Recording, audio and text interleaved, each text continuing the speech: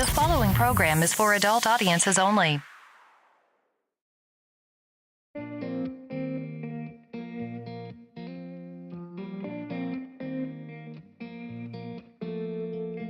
When we were younger, we used to sit on the grass among the flowers. We just let the days pass by.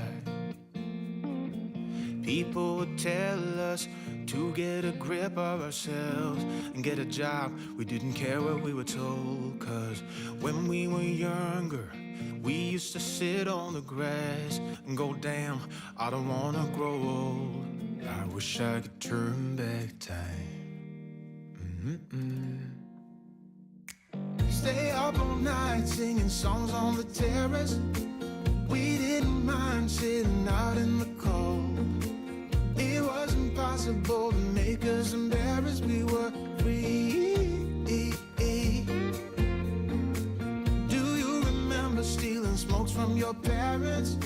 Sometimes we got a bit out of control. When they found out we ran from home just to scare them, we were free. When we were 17.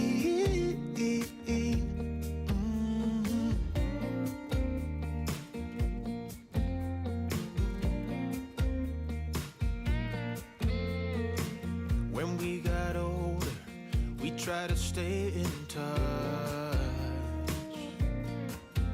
but we had to move on. Life ran away from us.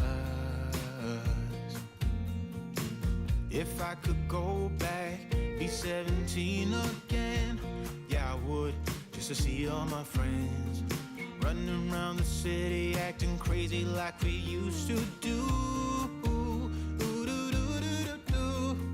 I wish I could turn back time. Stay up all night singing songs on the terrace. We didn't mind sitting out in the cold. It wasn't possible to make us embarrassed. We were free. Do you remember stealing smokes from your parents?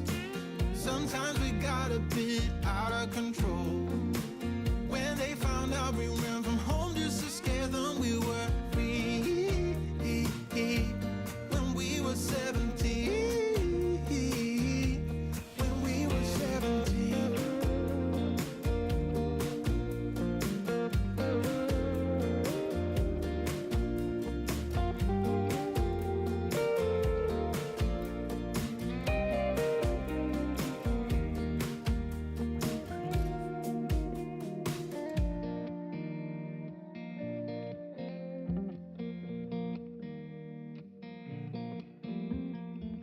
When we were younger, we used to sit on the grass and go, damn, I don't wanna grow old.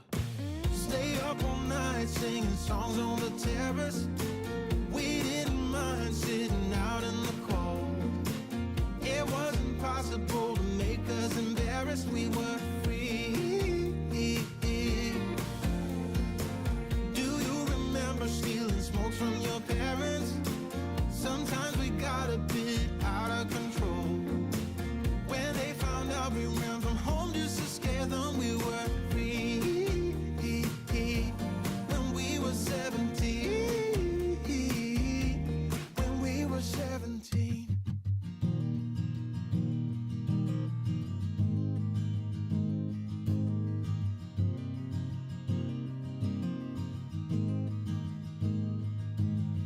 Driving through the mountains, rolling down my window, feel the warmth upon my skin.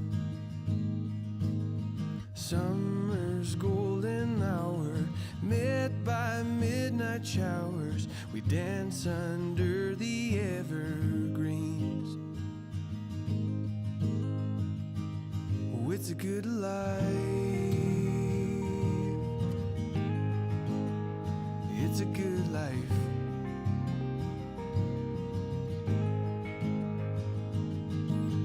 See the morning glory with coffee that you pour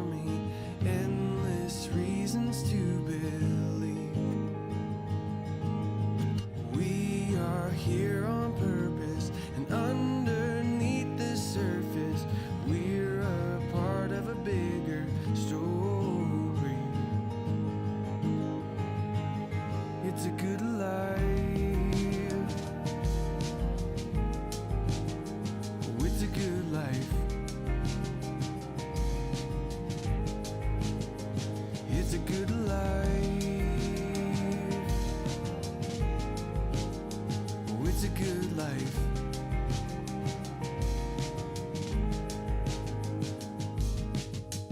Isn't living lovely, knowing that you love me, your goodness always follows me.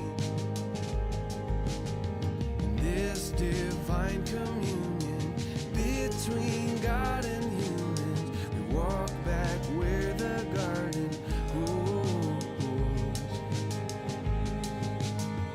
It's a good life. Oh, it's a good life. It's a good life. Oh, it's a good life. Oh, it's a good life. Oh, it's a good life. Oh, it's a good life. Oh, it's a good life.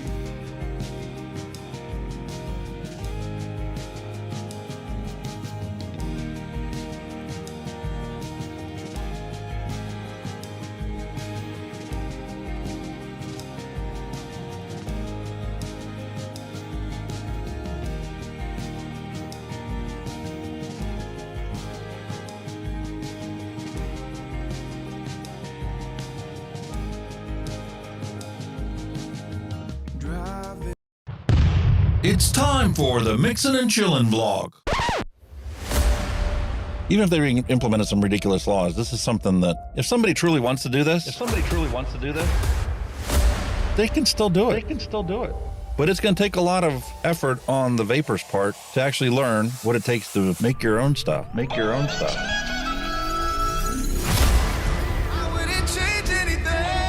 I don't know what the heck happened to the last hour of my life, but it certainly wasn't streamed on YouTube like I thought it was. Restrictive policies block progress towards smoke-free world. Many people incorrectly think that very little nicotine content cigarettes are less carcinogenic than current cigarettes. This risk misperception by people who smoke could reduce motivation to quit under a nicotine reduction policy. That's a bit of a problem.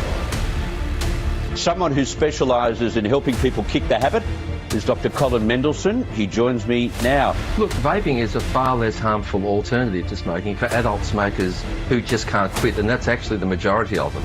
The road to quitting smoking is paved with candy. Double chocolate clear from TFA.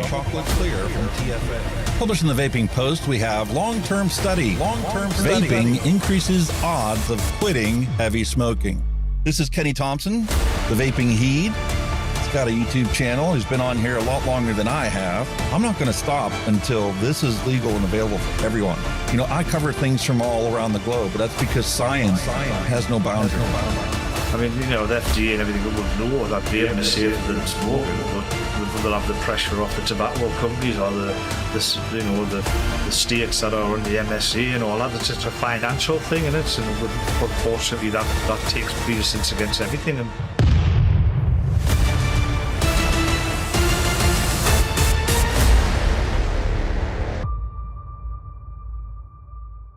All of the things we went through. You just made my day. Just made my day. You made my day. You made my day.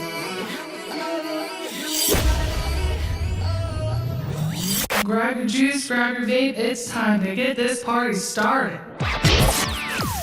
It's time for the Mixin and Chillin vlog. Long-term study. vaping is safer than smoking. Smoke-free world.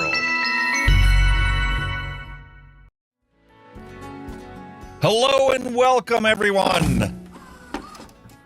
Happy 4th of July to all of you out there today. Another fantastic day for a beautiful Mixin and Chillin vlog. What do you think? Kenny's all dolled up. Got his beautiful red, white, and blue background. And it's real. Look, it's not a thing. It's a real flag. Real. No virtual reality. It's not a green here. screen add-on. Nope, it's real flag. The real McCoy. I look at it this way. I'm like, well, what's more American than Hawaii? So I had to put on some Hawaiian garb. Awesome. Oh, you still look the part. You still look the part, mate. I need to fix your audio. You're getting all crackly. I had the noise suppression cranked up because we had some chips action going on. Again, I'm actually running the OBS at the moment. I'm just trying that. So I'm just hoping the OBS doesn't fuck everything up. I was telling Kenny, man, I got a bunch of stuff changed around in OBS, and I was actually streaming on Twitch, trying to get ready to do the single flavor testing and stuff. But in order for me to be able to do this, plus I had a tooth pulled on Friday, well, the remnants of a tooth pulled on Friday. So I was streaming on Twitch, playing Civilization 5, and trying out the new settings in OBS because I created a bunch of new scenes in there so that we could actually have guests on. Paul was in chat last week at the end of the vlog and, you know, was willing to come on, but I don't have OBS set up for additional guests. You know, I keep wanting to do that, but never actually spent the time to do it. So still got some minor bugs to tweak out on that aspect of it, but Kenny did send me the link, so now I know exactly what settings I have him using. So we'll be able to do the same thing with a guest. I can just send somebody a link, they can click on it, and I can throw them onto a feed. And actually, the Video Ninja that we're using actually has a finished scene with however many guests you have on your show. So I have an OBS scene that we can use that in, and the only thing I got to change is instead of sending the feed that you guys watch every single week directly back to Kenny so he doesn't have to have, you know, multiple tabs open, I'd literally have to send my camera feed to the group. But I've got plenty of tabs open, didn't worry about that. Making progress. Plenty tabs open. Got plenty tabs open, didn't worry about that. I've got a massive face. I've got a huge face in OBS. Look at the size of my head. Jesus. I hope it's not like on there, is it? No, I'm normal on there. That's all right. It takes a while. Huge. Once you start live streaming every single week, it takes a while for you to get past your opinions of yourself when you're actually sitting here broadcasting, because it's like, it's unusual. It's different. It's like, how many times you actually stand in front of a mirror and look at yourself? Well, you know, some people, you know, got to be done, mate. You know what I mean? Got to be done. All right. So, what are you trying to figure out now? Trying to change the picture size in OBS. All I can see is a pair of glasses. I can't even see me. It's just a big fuck off pair of glasses. Oh my God. I don't know what's going on with the audio settings. You're all crackly. Anyway, I got a wonderful show scheduled for you guys and set up for you guys today. And I'm going to tell you a little story first, okay? I made a bottle of juice for a friend of mine. One of the first videos I posted on this channel was for the NJOY Mystique or whatever, which was the product that I sent him to try so that he could quit smoking, right? And he used that thing and he's moved on and he's stuck with the vaping thing. He's still considered a dual user because, you know, when he runs out of coils or, you know, whatever, it just keep going. Doesn't have the convenience of it. Well, he goes and buys a pack of cigarettes. But there you go. He's staying with vaping and he's trying. So I had an extra RBA kit here for the TFV 18 tank. Are you sending me an OBS feed? No, I've knocked it off. Oh, okay. It's just pissing us off. I'm back. I've turned it off and now the sound's better. So bollocks with it. I've had enough. Can't be bothered with it because I'll break something. I can guarantee it. Yeah, bat me camera. Right. You're straight up me camera, mate. Straight up me camera. Right. Sorry, folks. We're just piss farting about because we don't get an opportunity very often to piss fart about. So, right, we're carrying on. Right, All come right, on. so long story short, I had an RVA kit. I made him a bottle of my Hunky Hawaiian Punch, and I took it to him and dropped it off for him.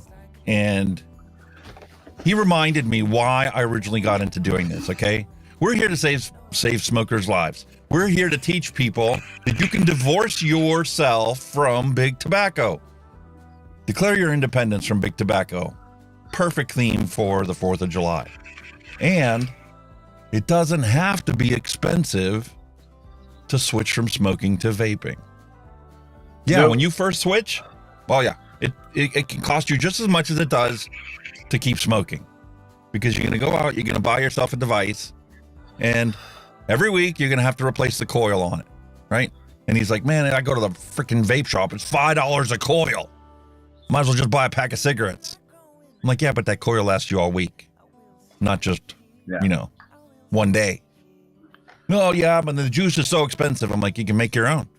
It's not that expensive to make your own. You can make a 120 ml bottle for anywhere from $5 to $7, depending on how many flavors you choose to put in there. And that bottle is going to last you 7 to 10 days.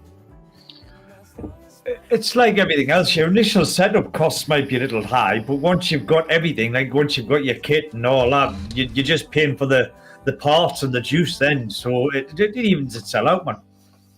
Yeah. And that's what got me to finally realize, listen, you don't have to keep buying a pack of cigarettes.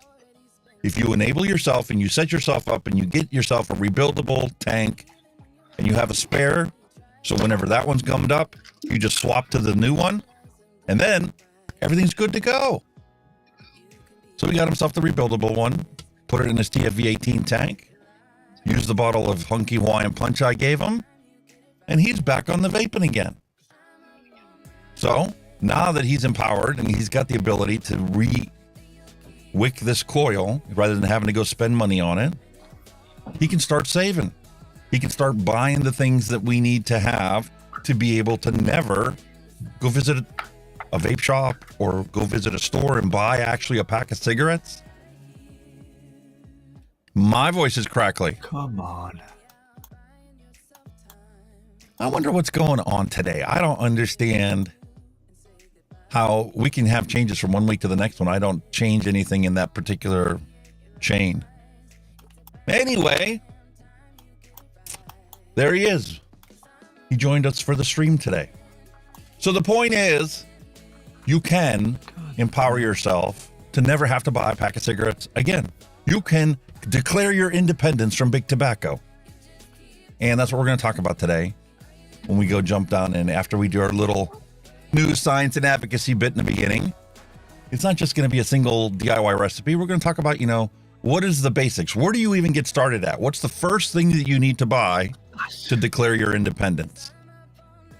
So we've got that for you today. And also for today, on the featured table, we have ourselves the Diesel. I think this is Timesvape, the Diesel RTA. And for our patriotic holiday, we've got the Vandyvape Swell mod with the beautiful red, white, and blue flag on, just like Kenny's background. Fancy schmancy. And for our retro vape, guys, e-liquid, we have Creme de la Creme Caramel Apple.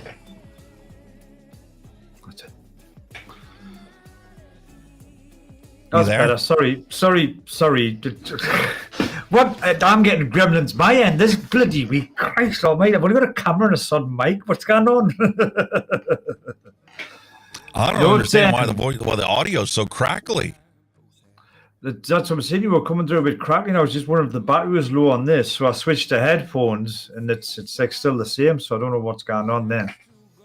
No. I think there's a problem here in Wavelink. Yeah. All right, folks. How's the audio now? I turned off all special effects. It's just You straight sound up better. audio. Yep, you sound 100% better there, mate. Just to me, you're Straight. not crackly anymore. So Yeah. That's been the problem. It's Wavelink. Wavelink put it out an update 2 weeks ago, and I did notice a little bit of crackling on the issue yesterday, but, well, whatever. We'll truck along. It's a live show. We're going to take it as it is, and we're just going to keep marching along. Yeah, we just do it. You know what I mean? I forgot to get me, know what I forgot to get? What'd you forget? No, I forgot to get to add to the scenario. Me Born in the USA album cover. Awesome. You know what I mean? I've totally forgot it's upstairs. Never mind. The flags. You can't tell because of the way that I have things set up on here, but the wife did jazz up the room for the holiday. Got a little flag on my shoulder over here, and she put some bunting up in the background. So a little bit of 4th of July festivities for everyone. Yeah, I seen it, my friend. I seen it. You're all right. But like I said, we're going to keep trucking along. We're going to keep marching on. And just like last week, nothing's changed. Absolutely nothing's changed, except for the number of people that have died from smoking cigarettes. Oh, no. 23,786,187 people since I quit smoking. And those are actually people. I've got a confession to make. I messed up making some more juice. I messed up badly. How'd you mess up badly? What'd you do? Well, what I got, I don't know if I can show you here. Right. My salts. My thing came. But what I didn't realize is look what it is based. I thought it was PG based. It's VG. That's okay. So when I mixed, the recipe I had was for PG. So when I mixed it up, my vape was like, my juice came out around about 92% PG, and the flavor was cack.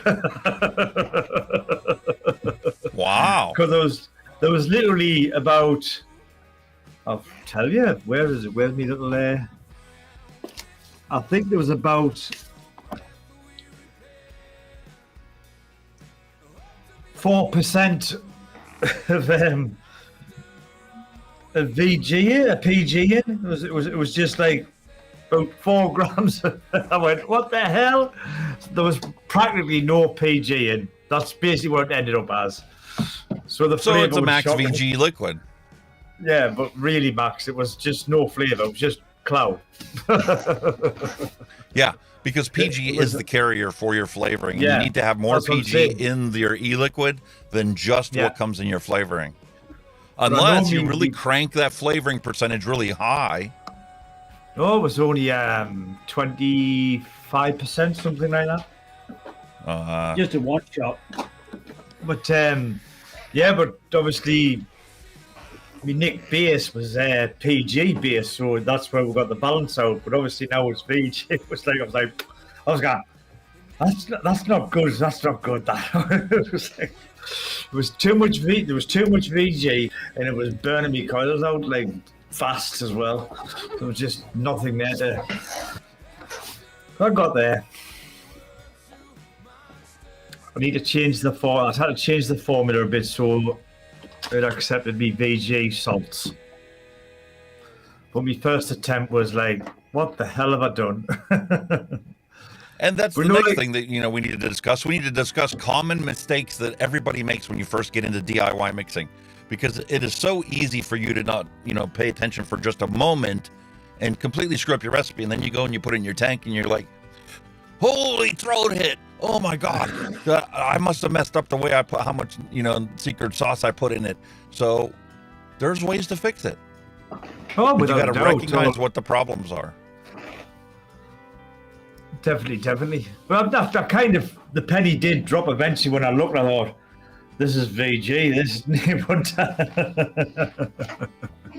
is Yeah, once you go to pour it in there, you can come to realize, wait a minute, something's not right here. Something is off. Yeah. You don't know exactly what it is, but you know something isn't where it should be. Oh, the cloud production was amazing. Woo-hoo-hoo, smoking everything out of it. Hey, this is good, but no flavor. What's going on? Yeah, and that's what happens when, you make one change in the recipe and the components. Like, you add your secret sauce in there and you take for granted that it's, PG based or it's a 50-50 blend, or you could purchase it with 100% VG base that it's in. And that's going to throw your ratios off. That's why a lot of the flavors, like the older ones, it's not 70-30. Like, Vape Wild used to have 65-35 was their standard for all their e-liquids. And they do that because 35% of PG in there is going to give you a ton of flavor, even though you didn't change how much flavoring you put into the recipe. You're going to get less clouds, but the flavor is going to come through more if you have a little bit more PG in. Nah, you've still got 60% VG there, so you got to get some bit coming out. You know what I mean? But, you're still going to get plenty of clouds because it's the carrier for all of that stuff. That's what I'm saying. Yeah, but that's what it is. The basics for individual person. Are you going to be a cloud chaser or are you going to be a flavor chaser? If you're a flavor chaser, feel free to mix them up 60-40 instead of 70-30. Some people are strictly only for the clouds, so they click on max VG in the recipes. I like a happy balance, a little bit of both. Flavors matter. Oh, without a doubt. Without a doubt. So, we doing flavor explosion first, or are we jumping into the yes and advocacy stuff? Yes. I'll give you a clue, I've gone periodic with that now. Listen, I'm not drinking today because I had that tooth pulled on Friday, and they're like, no alcohol for you. It's a blood thinner. I'm like, okay, I can skip a week, no big deal. You've stopped bleeding now, though. That's the point. Yes, you have. Well, technically, I could. But, I don't want to take the alcohol into my mouth and then the clot itself, have it thin that down. Yeah, so, just go. Just to be on the safe side, I'm going to skip this week. But it didn't skip getting something flavorful for the flavor explosion. Well, so how about we jump into that? It doesn't have to be alcoholic. Everybody thinks you're going to have alcohol, but there you go. You're about to prove us wrong. Let's go.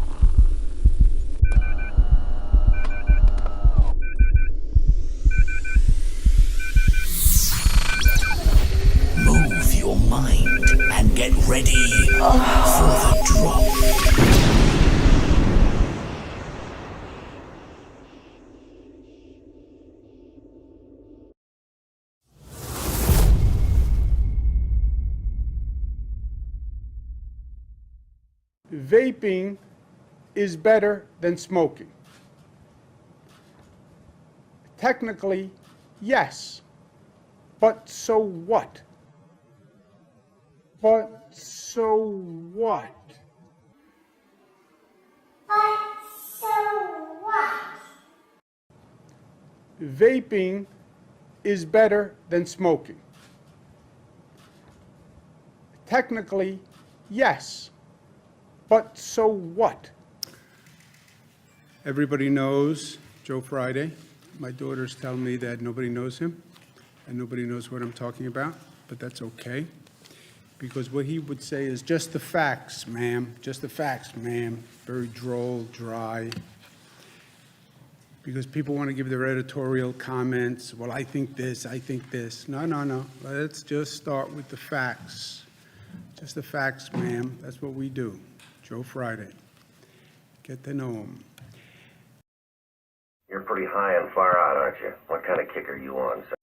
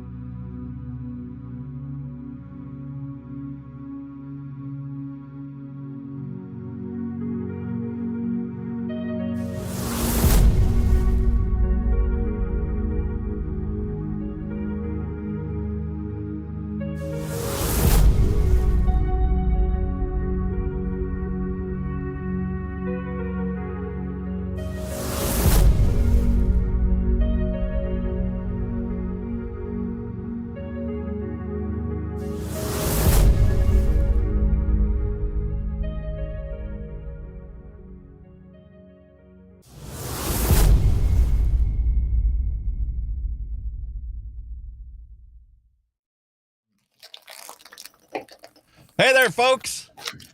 We're in the extra bumper. We tried to fix the audio settings, but everything's turned off now. So anyway, up for my flavor explosion today. Body Armor Strawberry Banana. Oh. And when I run out of that, I have some Pineapple Coconut Body Armor. Ooh, very nice. It's supposed to be a lovely hydrating beverage with 10% coconut water. Except when you read the ingredients. When you read the ingredients, you find out it's filtered water, pure cane sugar, coconut water, which we already know is a 10%. So there's more than 10% sugar in this drink. Ouch. What were you Quite saying? shocking. Did you say you've just been the dentist as well? Yeah. But nobody wants to talk about that because you got to keep all that stuff in there. That's like I posted a thing on Twitter the other day about ketchup. Ketchup has 24% sugar in it. Oh, yeah. It's unbelievable. But because it's a nightshade family, they have nicotine warning labels on them in California because it's known to cause cancer in California. Oh, tremendous. That's a surprise. They don't actually have nicotine warnings on food. But they could. No. Technically, if they followed the law, anything with any nicotine in it whatsoever should have a nicotine warning label. That includes ketchup. Yep.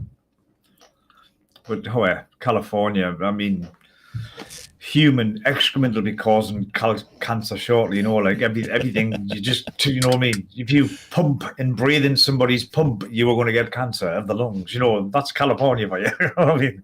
Listen, I remember when the laws first came out about that, about, you know, having to have cancer warnings and everything that could potentially cause cancer. And everybody was up in arms that Disney parks, theme parks, had signs plastered all over the place that this could cause cancer. This could cause cancer. These park benches could cause cancer.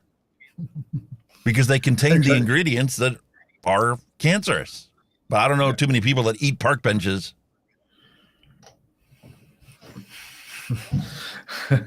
Well, you know, don't knock until you try, like. No, nothing wrong with it. So what kind of flavor explosion do you have? Well, I've gone the old good old American Budweiser. So, you know, I'm sticking with the theme. You know, I think all you guys know the struggle over this. It's 4.5% volume of alcohol on a 560 ml can. It's what you guys describe as the king of beers. But I beg to differ. Listen, there's a reason why they had to change the name in GTA 5 for the beer trucks driving down the street. You know exactly what that is, right? Pisswasser. Yeah. Nothing more than just piss washer. Exactly. And our sugar beverages might as well be Kool-Aid, but it doesn't taste like Kool-Aid. That strawberry and banana tastes fantastic. Well, anyway, to your health, sir, and happy Independence Day to all you guys over in the US. Independence Day. Cheers.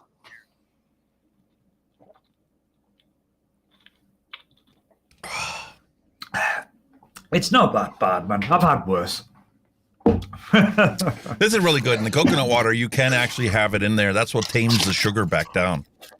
Yeah. Matter of fact, I was watching a Hippie Vapes video the other day, day before yesterday. He was talking about a recipe that he was developing, and he mixed it all together, and it was really dry. Didn't really give you any kind of a wet mouth feel or any satiating sensations in your mouth. And he jumped on to Advocate for Liberty's stream and was asking about it. And they're like, just put some coconut water in there, some coconut flavor, sweetened coconut flavor. Take your pick of any of them and throw that in there and try it out in your recipe. Man, you know how Hippie is. He was so excited to do this and tried. He's like, I'm telling you, this is the best you could ever try. Holy moly. Brony says, at least it was cane sugar and not palm sugar.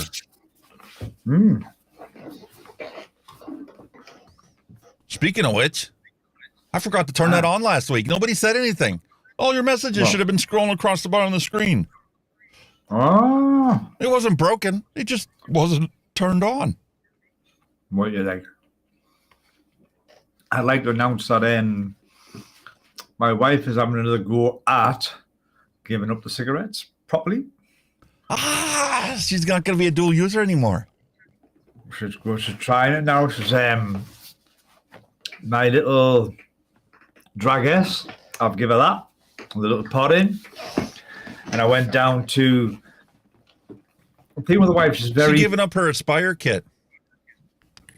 She wasn't keen on it because it's she's not mouth to lung, she's more direct to lung because she's past that stage, when she's being that was my problem too. Yeah, she's more direct to lung. But she had a disposable, which is what she uses in the morning, your 20 milligram quick, you wake up and then she switches to the Drag S, which I think there's 6 milligram in there, but I says if you want to get a stronger juice, but she said no, she's happy with that. So she's a bit picky to buy juices for, but of the last time she liked double drips juice, strawberry, raspberry sherbet, stuff like that. So I went to Washington Vapes today and I bought her a couple of bottles of double drip, which are actually on sale down there. They were only $4.99 each for a 60 ml bottle. So while I was there, I had a little shufty, as you do, and I got loaded glazed donut. Okay. I've had that one before. And I got loaded lemon bar. I love this stuff. I've had this before. And these were also $5.99 each. So I thought, well, when in Rome, it cost more for the nick than what it did for the juice, put it that way. The people in the States here are frothing at the mouth right now, hearing you talk about buying a 120 ml bottle for $5. Mm-hmm. The only reason they can sell it for $5 is when they buy VG, they buy themselves a big, massive tote of it that they have to carry around with forklifts. Yeah. When we DIY our juices, that's how much it costs us to make it. It's $5. And speaking of which, my wife is so happy with this Hunky Hawaiian Punch. I made her that in a salt nick and then made it at a 12. Put it in her thing. That's what she's using now. There you go, man. So no more buying these little freaking things like this for $30-40 a piece. Yeah. Using DIY juice now. Yeah, like I say, washy vapes, the e-liquid is dirt cheap, man. I think the most expensive bottle I've seen in there was about 15 quid. The e-liquid was dirt cheap. Absolutely dirt cheap. I mean, like you say, something's pretty good. But I mean, that's a decent brand. You know, the Loaded brand, they're a pretty decent brand. There's Coil Killer. Oh yeah, or like who? But there's loads of well-known brands, like so.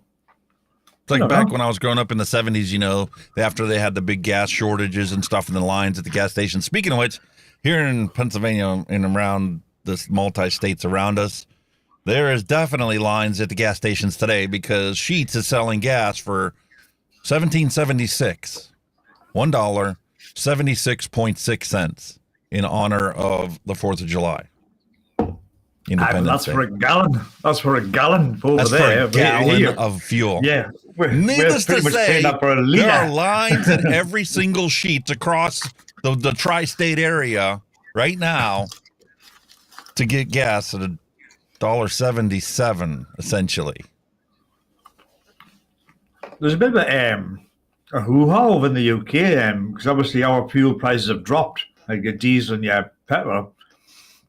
But I reckon they dropped quite a while ago, and all the supermarkets were still making 6p a litre profit on it. They're still handed up a 6p a litre, so everybody's going off it with them, so they were profiteering and making money out of it when obviously we've got the cost of living bullshit. But yeah, they were still charging. They didn't pass the savings down to the consumer for quite a while, apparently. You know what I'm saying? Oh, yeah. To think I filled the truck up just yesterday. Now, granted, I had 70 cents off because I, used the Giant Eagle points or discounts or whatever that they had there. But it still cost me $87 to fill the truck up. Although having a 44-gallon fuel tank does raise the price when it's time to fill. I think it's about 90 to 100 quid to fill mine up. I think it's got like a 70-litre fuel tank. I mean, it's all litres and gallons in it, so I mean, it's just like, I can't understand why we went all metric with that shit. I still prefer a gallon, but But there's an English gallon, there's a US gallon, there's a, you know what I mean? And we're blinking out again. What's going on here? Uh-oh. This is the same problem that we were having last week, and I thought I fixed it because I changed the Python version that OBS is using. When it updates our weather and stuff like that. Speaking of which, we'll bring that up. Oh, it's crap over here. Been raining non-stop the past couple of weeks. You get a couple hours break, that's it. Fortunately, I did finally get the grass cut yesterday. That way the temperature just suddenly dropped. We haven't got that like humidity anymore type of thing. It's just bugging off that one. Not here. There's a lot of low pressure. It's 25 today, 77% humidity. Well, this is 17 and 17, 66. But we've got wind as well, so you've got the wind chill on top of that. It's a beautiful day outside for you. Bloody freezing. The wind has come back. I think it's time for us to jump into the news. We got plenty of time to chat later on. Right. We can't have some, our vlog without having some vape science, some bits of news, and of course some definite vape advocacy here. But it is what it is. So, jumping over, what was the first thing I came across when I was looking up the news? Well, we got some stuff that we have planned here, but the big thing is, where is she? Where is that?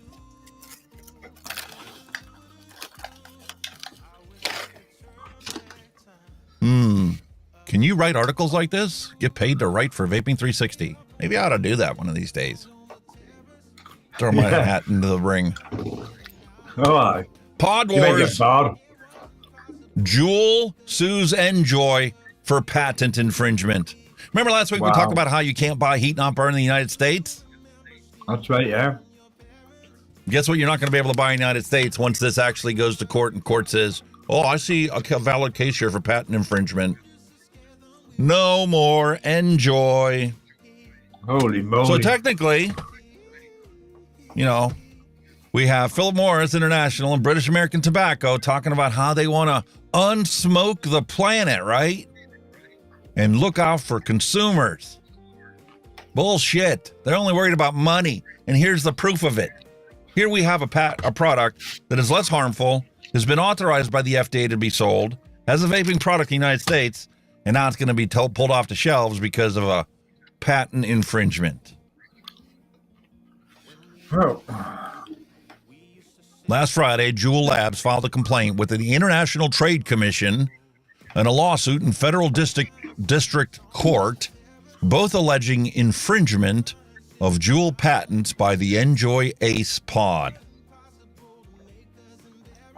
The complaint named NJOY and its new corporate parent Altria Group. Thank you. Thank you, Big Tobacco. The only product, vaping product, well, there's other ones, but they're shitty, okay? And now they're going to be pulling them from the shelves as well. So all you're going to be left on the market is black market products like, full tanks that haven't gotten any attention from the FDA whatsoever.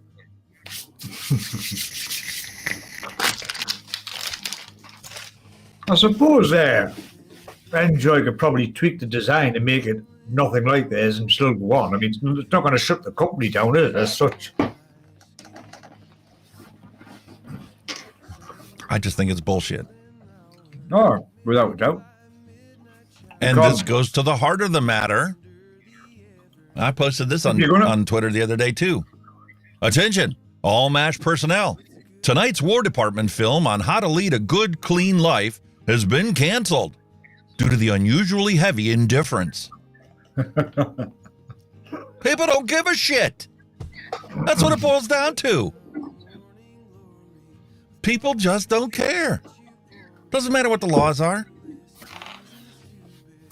At the end of the day, though, you kind of can't just after one pod company saying that it's fucking paid. I mean, what about all the other pod companies? Have they got to chase all them as well?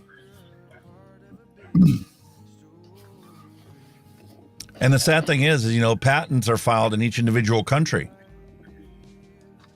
Exactly. And they have the International Trade Commission is supposed to iron out who actually owns the patent to the technology, who filed it first, and all this other crap. Meanwhile, the whole time we've got smokers dying in droves, all because they're more worried about money than they are about saving people's lives. Well, that's it's a load of bullshit. Down, isn't it? That's what it comes down to. So, while I have your attention, I ask that all of you give to Flying Fox and put your 2 cents in, because HHS is seeking input on how to develop a framework to support the acceleration of smoking cessation. All right? Yeah.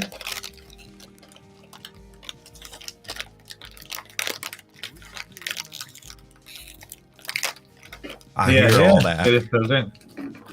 What? What are you playing with under the desk? I'm trying to do it quietly. Oh, no, there's no quiet. All right, not with your microphone. Anyway, they're not chips. The HHS is seeking input, okay? So anybody can file your opinion on this matter. There's going to be a link in this video for you to go and click on this link and go throw your 2 cents in and tell them what it's going to take for them to accelerate smoking cessation. Because if you don't tell them what to do, they're going to do their own thing. Some say they're going to do their own thing regardless of what we say. But the point here is their framework is to identify 6 goals to eliminate smoking and cessation-related disparities. Okay? How do you make it easy as possible for smokers that want to quit to be able to quit? And we need people that know firsthand how easy it is to quit smoking with vaping, to tell them they need to incorporate tobacco harm reduction into their framework. It can't be quit or die, because if it's quit or die, well, people are going to keep dying. left and right, to a tune of 8 million people a year on this planet die from cigarette smoking. Every freaking year. Unbelievable, isn't it? Increase awareness and knowledge related to smoking and cessation. All right, I got a beef here that I need to address before we go any further.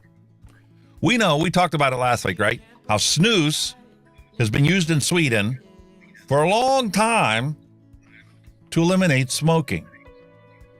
And they are the only country on the entire planet that has less than 5% smoking rate in their country. And it is exclusively due to snus, which is banned in the rest of Europe and England. Yeah.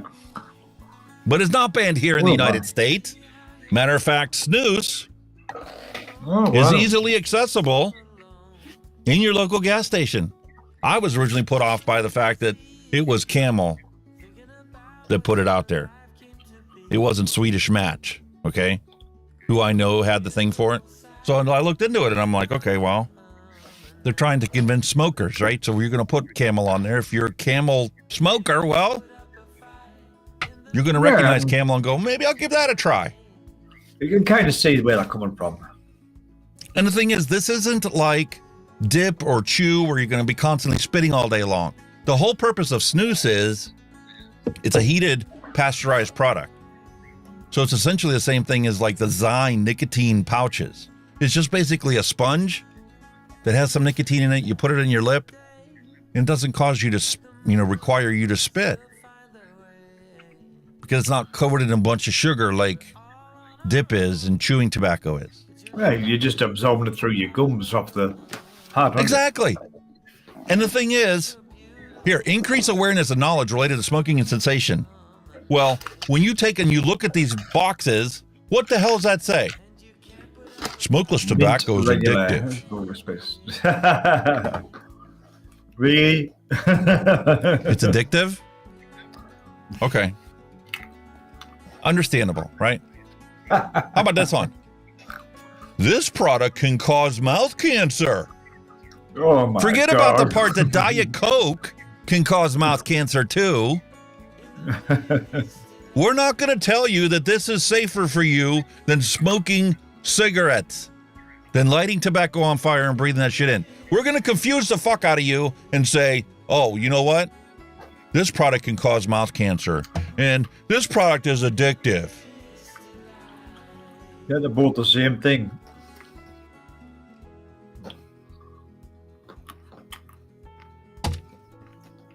But we all know, looking at the charts and looking at the science, how much less harmful it is than smoking. Vaping is like less than 5%, right? Nicotine patches are like 3%.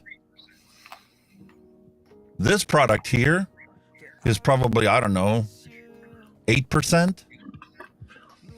Because this one here is actually made from tobacco and has little tobacco pouches that are pasteurized and heat treated. But it is way safer than smoking.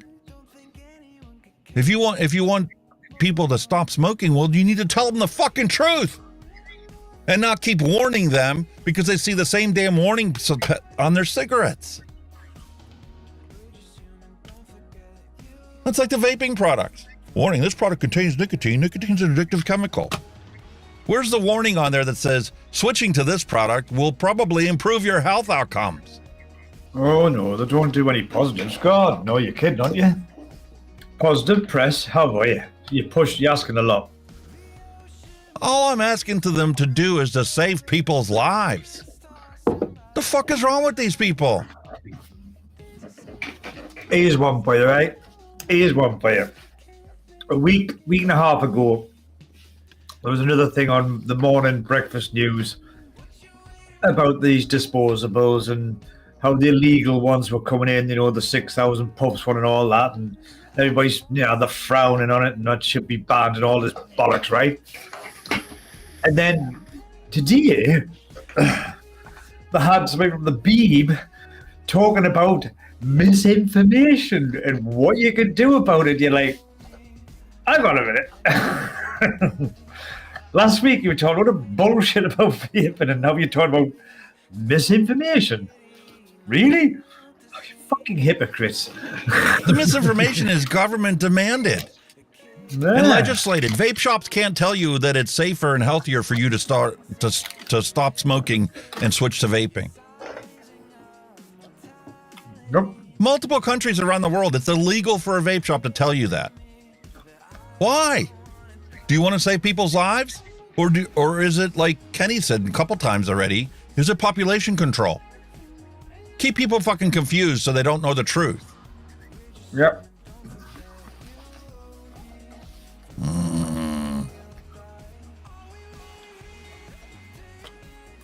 Anyway. Like you say, out of all the population of the whole planet, how many of that population, or what percentage of that population are thinkers who will think about challenging, or think about looking at the facts, or think about doing their research? Most people just don't give a shit. Exactly. Well, there you go. And quite honestly, even if the government did mandate that the safer products say they're safer, most people wouldn't believe them because the government's been doing nothing but lying. Exactly. One right after the other. They get caught in this liar and that liar. Or you get somebody like Andrew Cuomo that tells you straight up, he doesn't give a shit. I'll give him that, like, so what? But so what? Yeah. I'll give him that. His honesty. Anyway, there'll be a link to this in the description. If you got 5 minutes of your time, go write them your opinion on the situation and tell them what you think. Maybe they'll take that into advisement. But we can't sit here and do nothing and let our fellow human beings die continuously because of it, because of not being informed of the truth.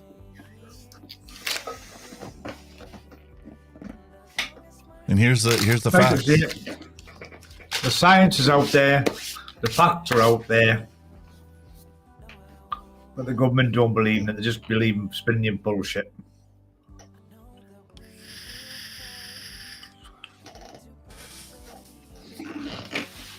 So, when the full picture is presented, it's easy to understand anti-tobacco's so-called help methods to reduce smoking and deaths are dismal failures.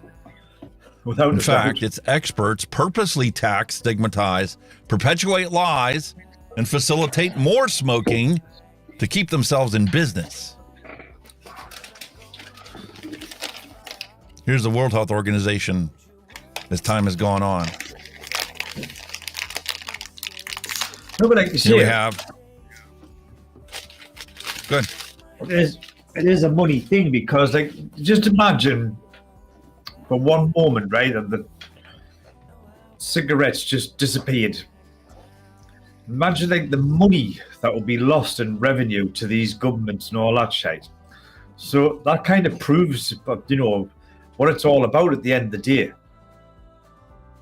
The money they make out of smoking, plus the money, you know, pharma are making out of using us as guinea pigs when we're fully, you know, terminal cancer, whatever. You know, it's just a money racket. It's as simple as that. Yeah. But here's the World Health Organization. 2011, 6 million people die each year. 2016, tobacco kills 6 million people each year. March 31st, 2018, tobacco use has declined markedly since 2000. Still kills over 7 million people each year. Right? 2020, the global tobacco epidemic kills more than 8 million people each year, of which around 1.2 million are also non-smokers dying from breathing secondhand smoke, which doesn't exist with vaping. We talked about that last week at Safer Nicotine Forum. Talked about how it's physics, simple physics. When you exhale this, it's not like tobacco smoke, okay? When I exhale it, it goes in one trajectory and it dissipates within 20 seconds. Unlike some, you know, cigarette smoke, which when you exhale it, it fills the whole room and it stays in the air for 20 minutes, half hour sometimes. Coats the surfaces of your room or wherever you're in with tar and all the carcinogens of a cigarette smoke. What does this coat the surfaces of whatever you're in? Like, let's say that you closed your windows and you never opened your windows and you vaped in your car when you were driving to and from work. What are you leaving on the surface there? Vegetable glycerin. Oh, cigarette. It's an oil. That's it's a bitch to get off as well. You could take VG and you could wipe it on your window and you'll get the same coating that you get from vaping. Obviously, it takes a lot longer to build that coating up. But all you got to do is take some spray foam glass cleaner and it comes right off because it's water soluble. And the nicotine degrades with sunlight, so can't even argue that, you're leaving nicotine everywhere you go. That's why you notice in the 70s, a lot of houses were yellow when people smoked in the houses. The wallpaper was yellow. The ceilings were yellow. That wasn't the paint. That wasn't the color choice. That was the nicotine. My kitchen ceiling has the same issue. Since I quit smoking, I haven't repainted the ceiling. And you can see a clear difference when you walk in there and you look up on the ceiling and it's like, I had the exhaust fan on the whole time, but especially right around the exhaust fan, and the ceiling's got a yellow coating to it from when I was smoking. You don't get that with vaping. And the thing is, if you try and paint straight over it, the paint just slides up. It's fucking horrible to paint over. Yeah, you got to clean it with trisodium phosphate and a bunch of other stuff to get the surfaces prepared for the new layer of paint. Yeah. Because you're leaving the tar on there, which is, once again, oil and water do not mix. If you have an oil coating on your walls and you try and paint it with latex, the latex won't stick to it. Yeah, it just falls off. So you need to get it to a clean surface so that it has the ability to adhere to it. Or you could use an oil-based paint if you can find it, which is only supposed to be used outside nowadays because of the volatile organic chemicals that are in it. Yeah. Water-based for inside. So, once again, Vaping IT corrected this for them and says vaping taxes increase deaths and generate revenue. That's it. They do not change the number of people that die from cigarette smoking. Didn't change when I smoked. I just bitched about the price and kept paying it. Kind of like the gas prices. You don't really have a choice. If you want to get to work and your car's not an electric car, well, you got to pay the price at the pump, whatever it is. Basic economics. So anyway, I came across this wonderful thing. More vapers are making their own juice, but not without risks. Of course, they have to throw their 2 cents in about this. Surprise, surprise. But not without risks. Oh yeah? What's the risk? You might actually find out that the government's been lying to you? That it's not that complicated? There's nothing in here that can actually hurt you? Is that what we're going to find out? Is that the risk? You know who that is?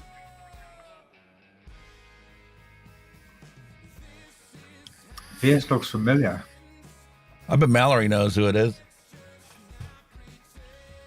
Danielle Jones. When Nick was doing the Tuesday Bro News Day, oh no, his co-host was Danielle Jones, who's also at CASA. And they actually interviewed her making her own e-liquid. And how simple it was. Danielle Jones mixes specific artificial flavors, including sweet tart, red licorice, and marshmallow, to create a candy-flavored vape juice. There you go. Because it's so simple. Anybody can do it. You shouldn't have to do it, though. I mean, you should be able to walk in the store like you can and pay £5 and get yourself a freaking 120 ml bottle. Last you a week. They're talking about like flavorings, right? You know how blah blah blah. They've got this. At the end of the day, the food flavorings, what the people use every day, pretty much. They're on the FDA list as generally recognized as safe, but when they tested that back in the 1950s and 60s, they didn't test it for inhalation. Most of them. That's only being done right now And it's mainly being done by the actual manufacturers of stuff to protect their own ass so that somebody doesn't come back and sue them later on saying, oh, you used this flavoring in here. It's been proven to cause cancer. Now I'm coming after you. But the thing is with the vaping industry, I mean, there's so many fly-by-night enterprises that have come along the way, fucking sold millions of dollars worth of stuff.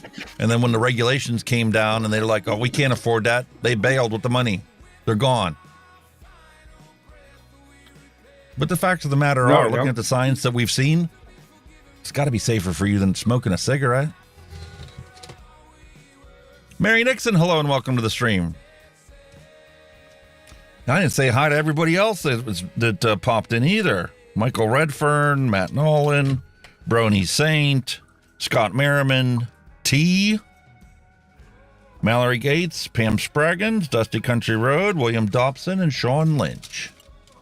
Oh, apologies, guys, but once we get into this stuff and Alex gets on his soapbox, we just kind of get carried away. That we do. That we do, mate. Which is nothing wrong with but that. This article was published back in 2019, and Danielle's still making her own e-liquids because it's really not that complicated.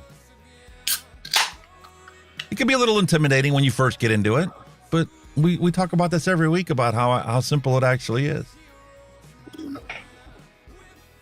I mean, don't get me wrong, folks. I'm still at the stage where I'm just making one shot. I'm comfortable with that, and I'm happy with that. You know what I mean? There's nothing wrong with that. There's some people that never go on to becoming a mixer for DIY stuff. You find a good one shot that you like. Like for me, I did that in the very beginning, simply because I don't want to have to keep paying $10, $15, $20 or more for a freaking bottle of e-liquid when I can make it myself for $5. Mm-hmm. So I placed an order for Liquid Barn. I got my blue raspberry, and I used that to make my liquid. And I did that for months and months and months. One flavor. That was my all-day vape. That's the key to get somebody to stop being a dual user, is to have them find their all-day vape.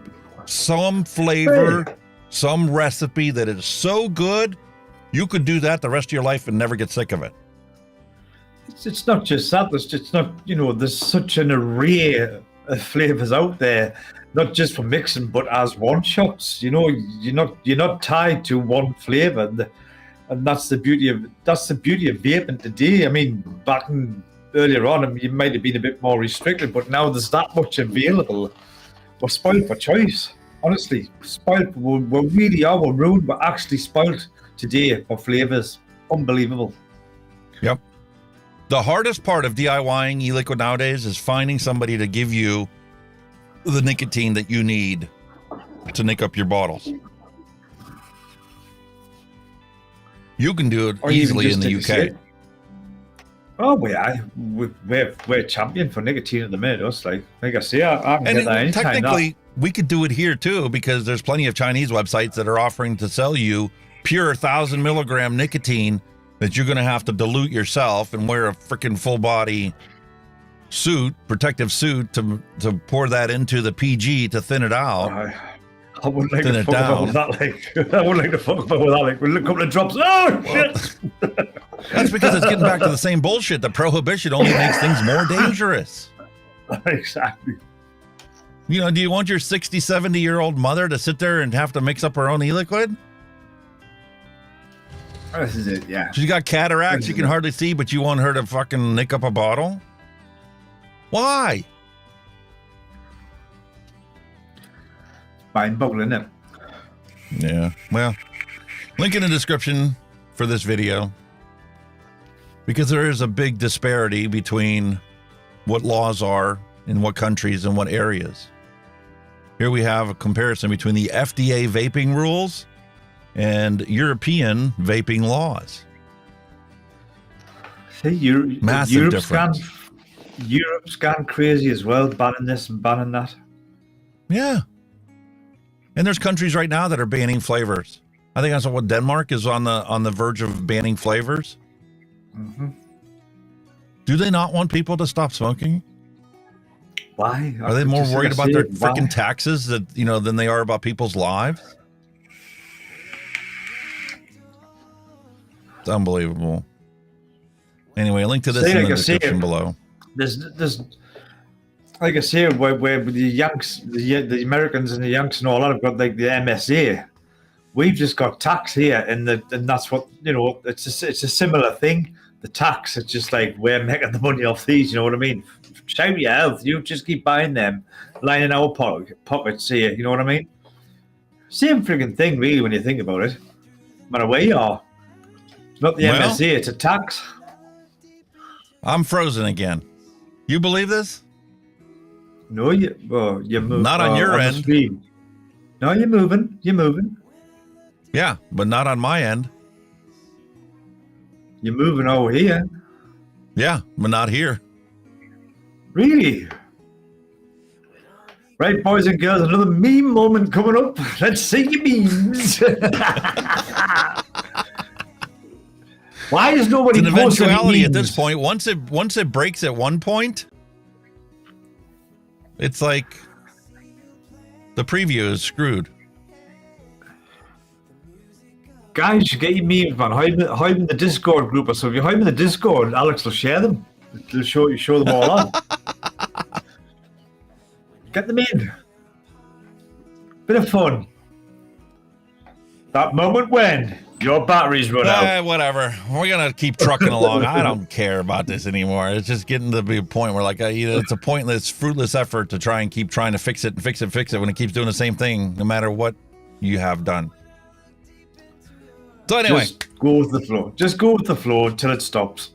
A little bit of vape science for you guys. Although technically this isn't vape science because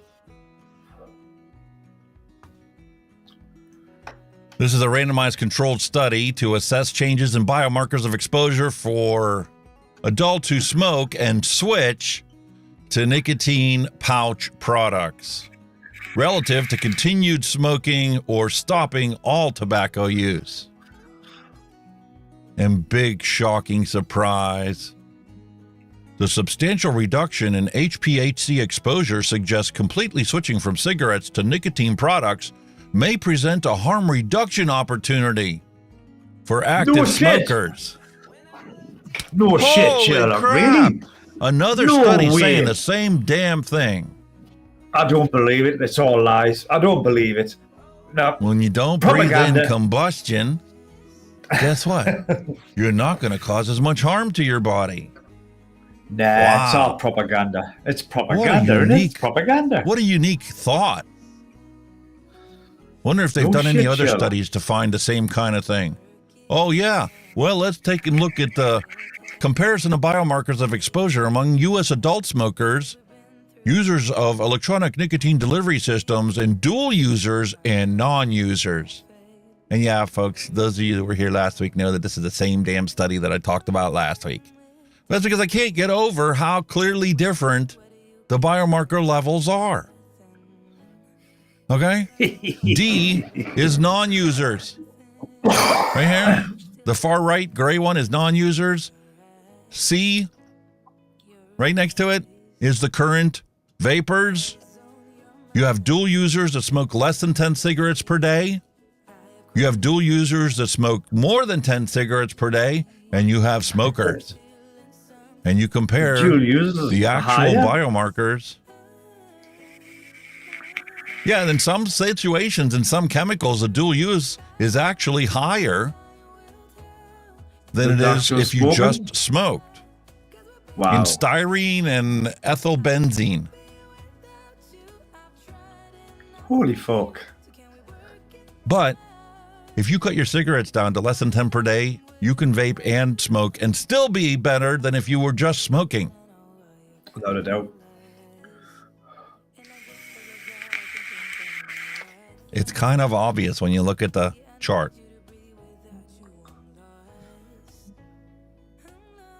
It's just like I say it. The facts are there, the science are there. It's down to the individual to make a choice, because obviously the governments and authorities, wherever country you're in, are just not interested in it. They ain't. They're too dependent on the damn tobacco taxes. Yeah. That's what I was like saying before.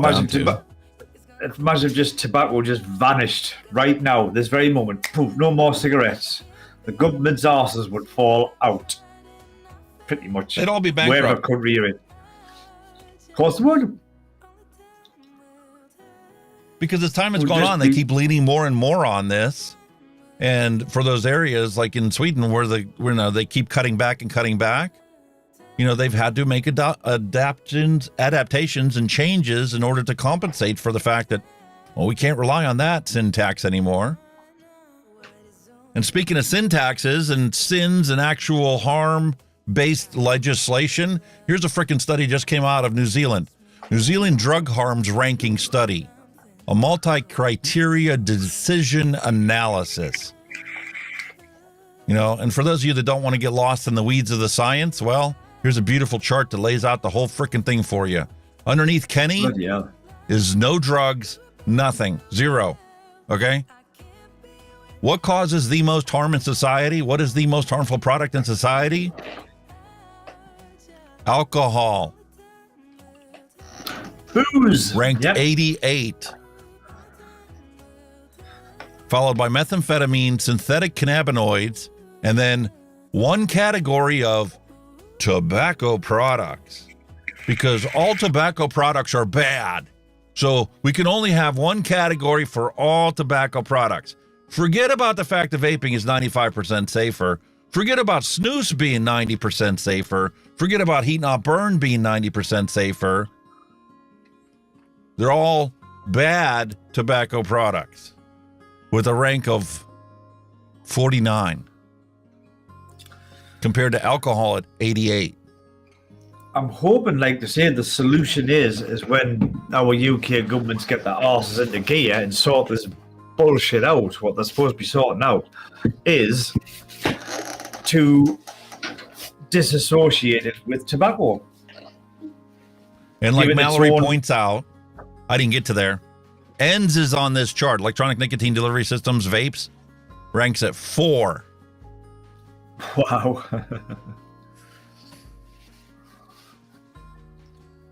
Why? Just why, oh why, why? Do you know what it is? I'll tell you why. I wish I could get me, fucking hell, how I can. Fuck brain fart. No, I wish I could get my OBS to work. Because you know what I've done all day the day? All day, practically. I have made a soundboard in OBS of our legendary hero, Trevor Phillips. Oh, did you?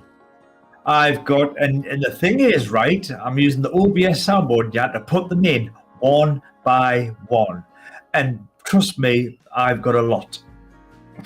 And you know what? I am shocked that I did not prepare this for today.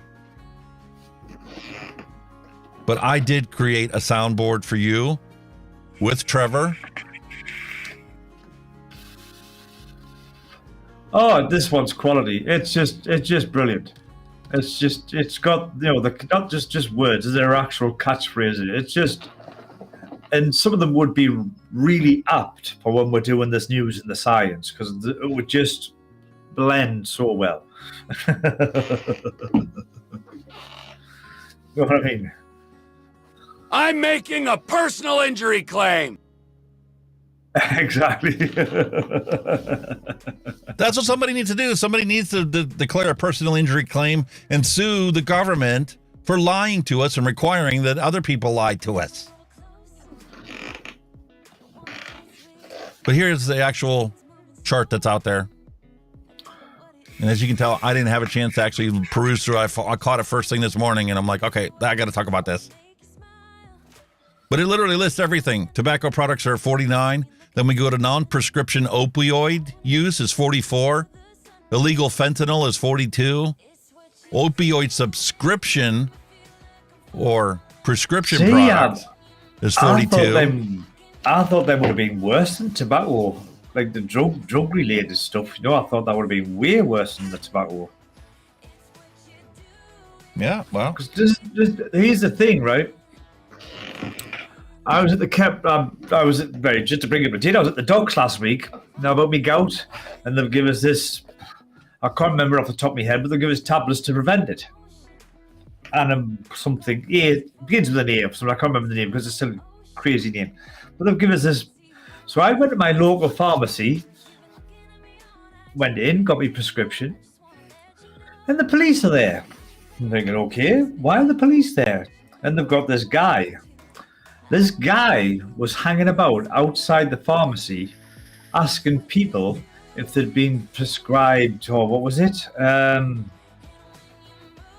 Fucking hell. A drug of some sort, and he was asking if they would sell him the tablets. Like, what the fuck did the world come to? Pre-Gablin, that was it. Was it pre-Gablin? Something like pre-Gablin. He was asking people if they'd had pre-Gablin tablets and could he buy some when they were coming straight out of the fucking pharmacy. When I stopped over to drop off those things to Matt the other day, there was some lady walking up the sidewalks and was like, I got a friend of mine that's sick and needs some pills. You got any pills? What? What kind of pills do you want? Whatever pills you got, I'll make her feel better. What? Cyanide. How's about that?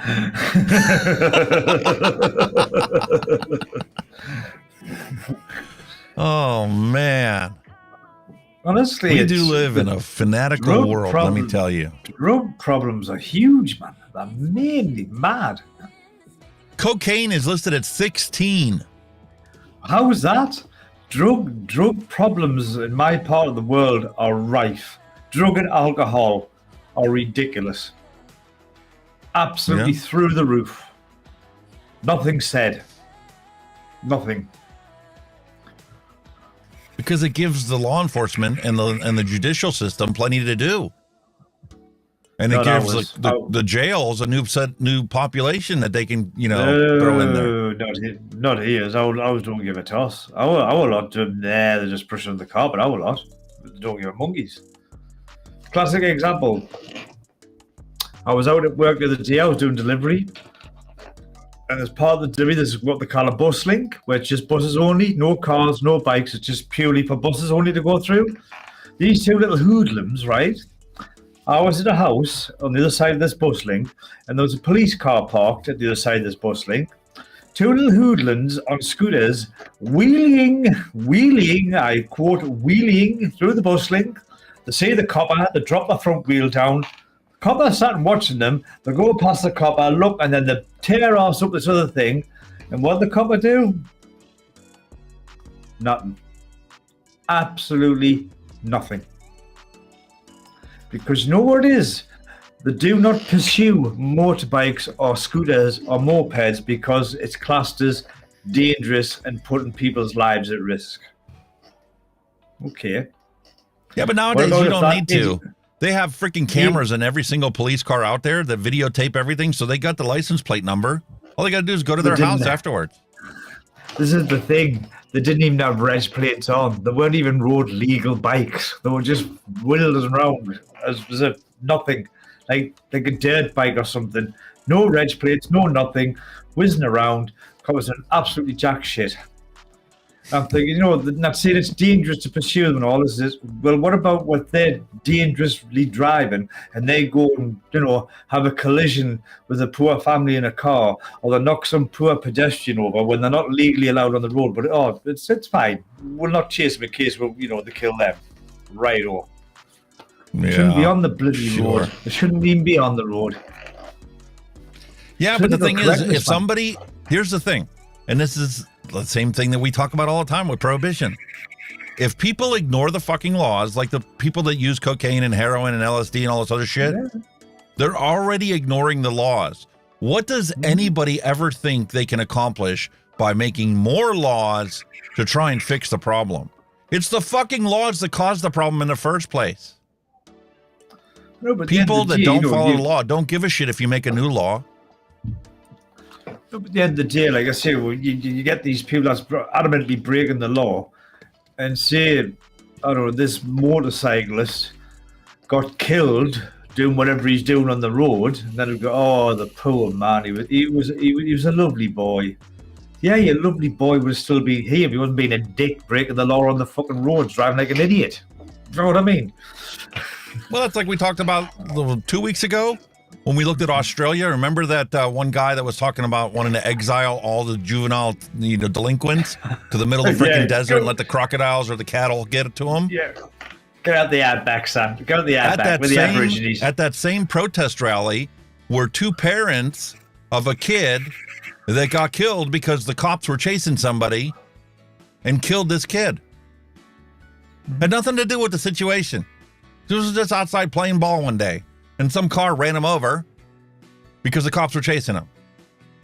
Exactly. It's just a no-win situation, is it? You know what I mean? Speaking of crime, what they need to do is make it so that people aren't so miserable in life. That's what the problem is. Speaking of which, this is just totally off topic. I don't know if you've seen it on the news, but on the news, I can't remember what country it is, but it's some kind of tradition, right? A guy got married to a crocodile.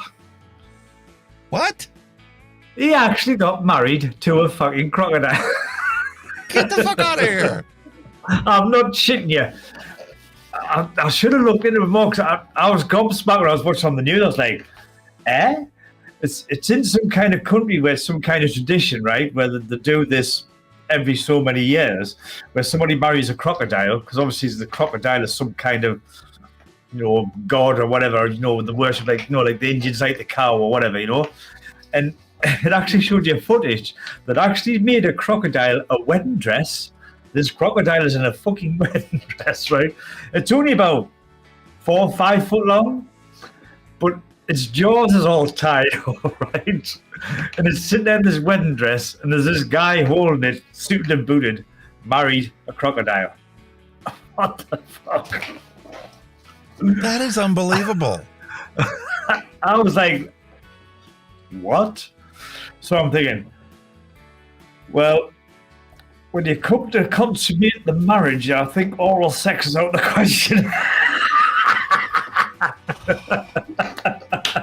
You know what?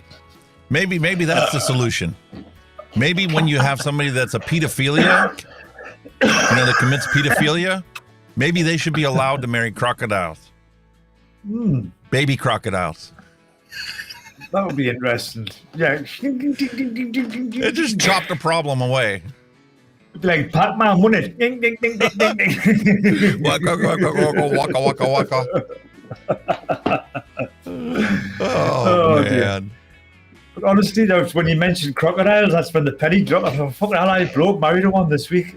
Unbelievable. Listen, the world Mallory, we live in, you can't be talking about this kind of stuff. There's a woman that married a rag doll, has sex with the rag doll, even went through childbirth of a rag doll. Listen, you're going to trigger Kenny's Trevor obsession because you know how Trevor took care of that rag doll in GTA 5. Mr. Strawberry. We can't be encouraging this whole Trevor situation because you know exactly what Kenny's going to say. Oh, delicious! Oh, but we can't. Now that's refreshing. A refreshing rag doll. Love it. Oh, come on! I was only joking!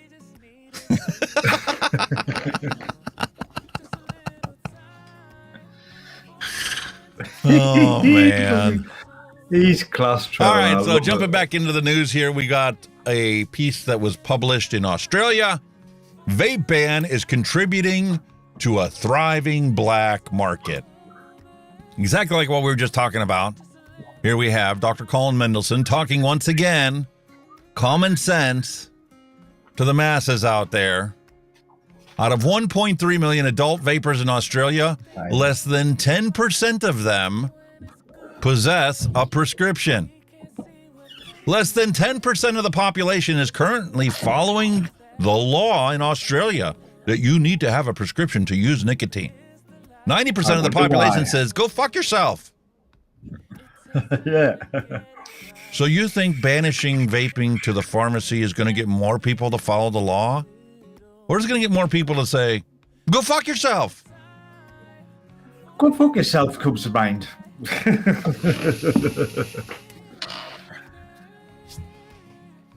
I mean, sometimes you got to be blunt about this shit. Seriously. Do they actually expect that more people are going to follow the law if they make it tougher?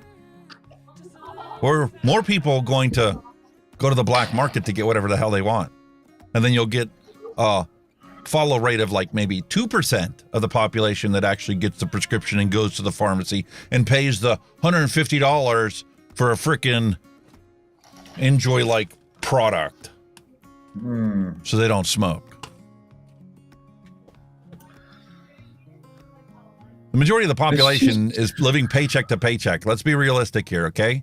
They can't afford to switch a combustible habit with a more expensive habit. They need to have a much less costly product to use that is more enjoyable so that they will want to buy that instead of cigarettes. Because you can never force anybody to quit. It's like forcing an alcoholic to stop drinking. Forget it. You can't force a drug addict to stop using. They will lie, cheat, and do whatever the frick they have to get their product, to get their fix. Yep. That's a fact of life.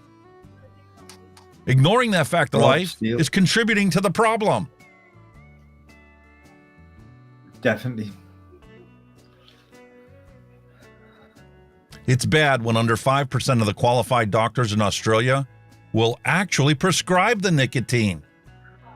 Because they're not educated on it. They're still in the woods with it. Yeah.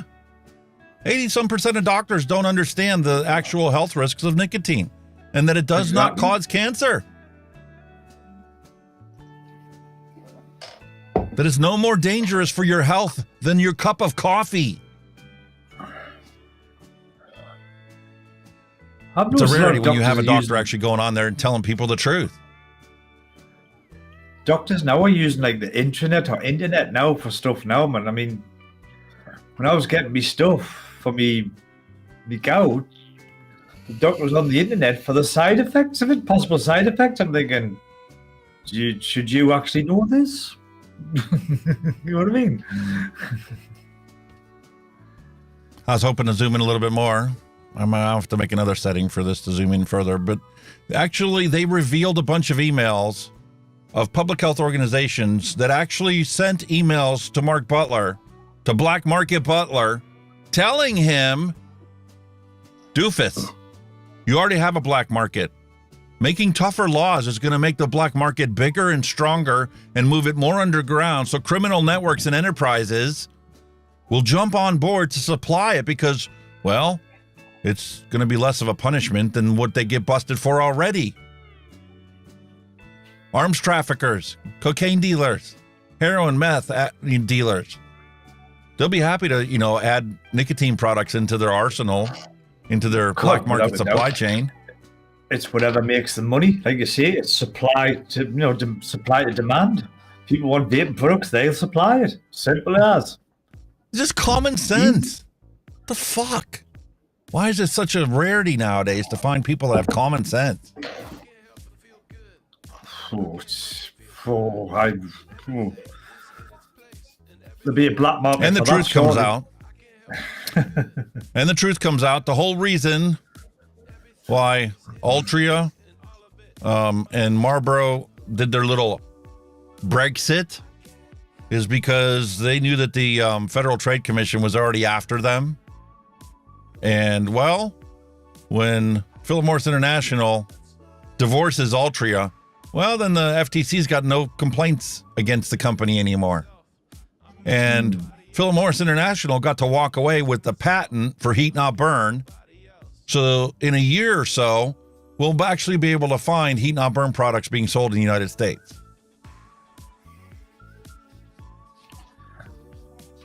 Even so, you should still be held accountable because whatever happened while you were involved with it, while you owned it, while you whatever. So you should still be accountable for it. You can't just it's like doing a crime and just walking away and not expect to be punished for it. You know what I mean? Like, what the fuck? Yeah. But you know what? It's a quick buck on the black market. And the thing about the black market is you have no regulations, no controls on them, anything. I could join the black market and start selling this stuff to people that I know, and nobody would ever know it. Nobody would never know. Except for the people that I actually gave it to. And nobody would ever know what you actually put in it. Nope. Fortunately, with nicotine vaping, it'd be pretty hard to fuck it up and save money. It would cost you more to fuck up the recipe than it would for you just to make it straight the way you're supposed to make it. The worst case with nicotine is either you get the flavor wrong, it's either too much of this or too little of that. That's it. It's not going to kill you. It's just that's just basically it. You know what I mean? No, the worst case with nicotine is if they move it to the black market, you don't know the purity of the nicotine. So when you dose it to make a 6 mil, it might not be 6. Yeah. It might be 4. Yeah. It might be 10. You just don't know. You don't know. Yeah. And that's the funny thing is, you know, there have been studies done that there were legal products that sold in the UK, and they took them off the shelves just to test them, and they found out that they weren't 20 milligrams, they were 23 milligrams. So they were technically illegal. Yeah. But realistically, what's the difference between 20 and 23? Can you notice a 5% difference? But knowing the black market would be nowhere near 20, it'd probably be 5 because they'll thin the shit out of it with their VG so they can make more profit. Yeah, they'll say it's a 6, but only make it as a 3. Yeah. But why do you think these drug people die of overdoses? Because they might get a batch of pure heroin or pure whatever without any shit in it, and that's what kills them. When they have the actual pure drug, that's what normally kills them. I mean, it's because they don't know what's in it. Exactly. That's what it boils down to. It's the purity of the drug. So it's 4th of July, and I'm going to celebrate my independence by throwing my 2 cents in on this crusty old toe fungus, has been, wanna be still relevant doofus on Twitter, Mr. Stanton Glantz. Trying to stay relevant by saying, oh, my goodness, journals retracted 2 papers because the authors did not fully disclose that the tobacco industry was funding this study through a foundation for a smoke-free world. Seriously?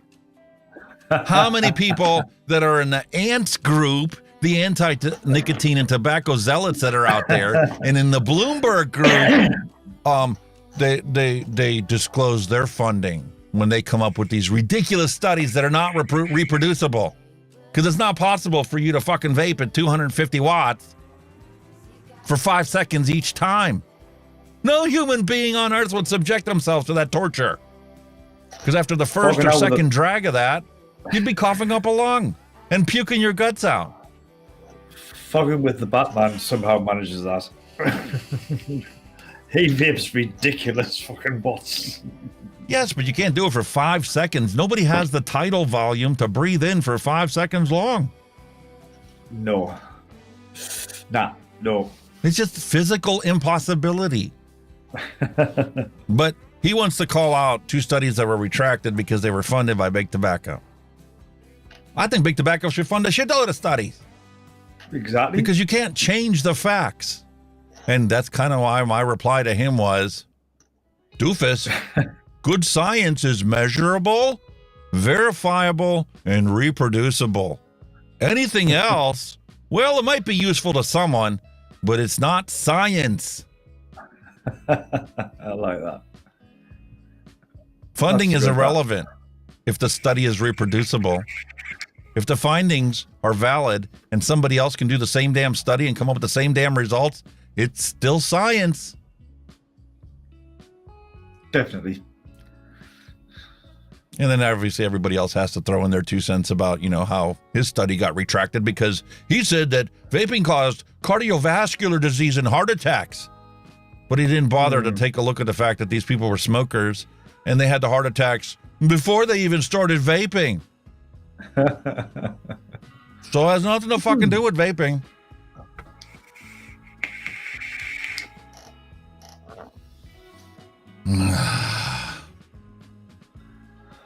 Okay, I think I finally got it out of my system.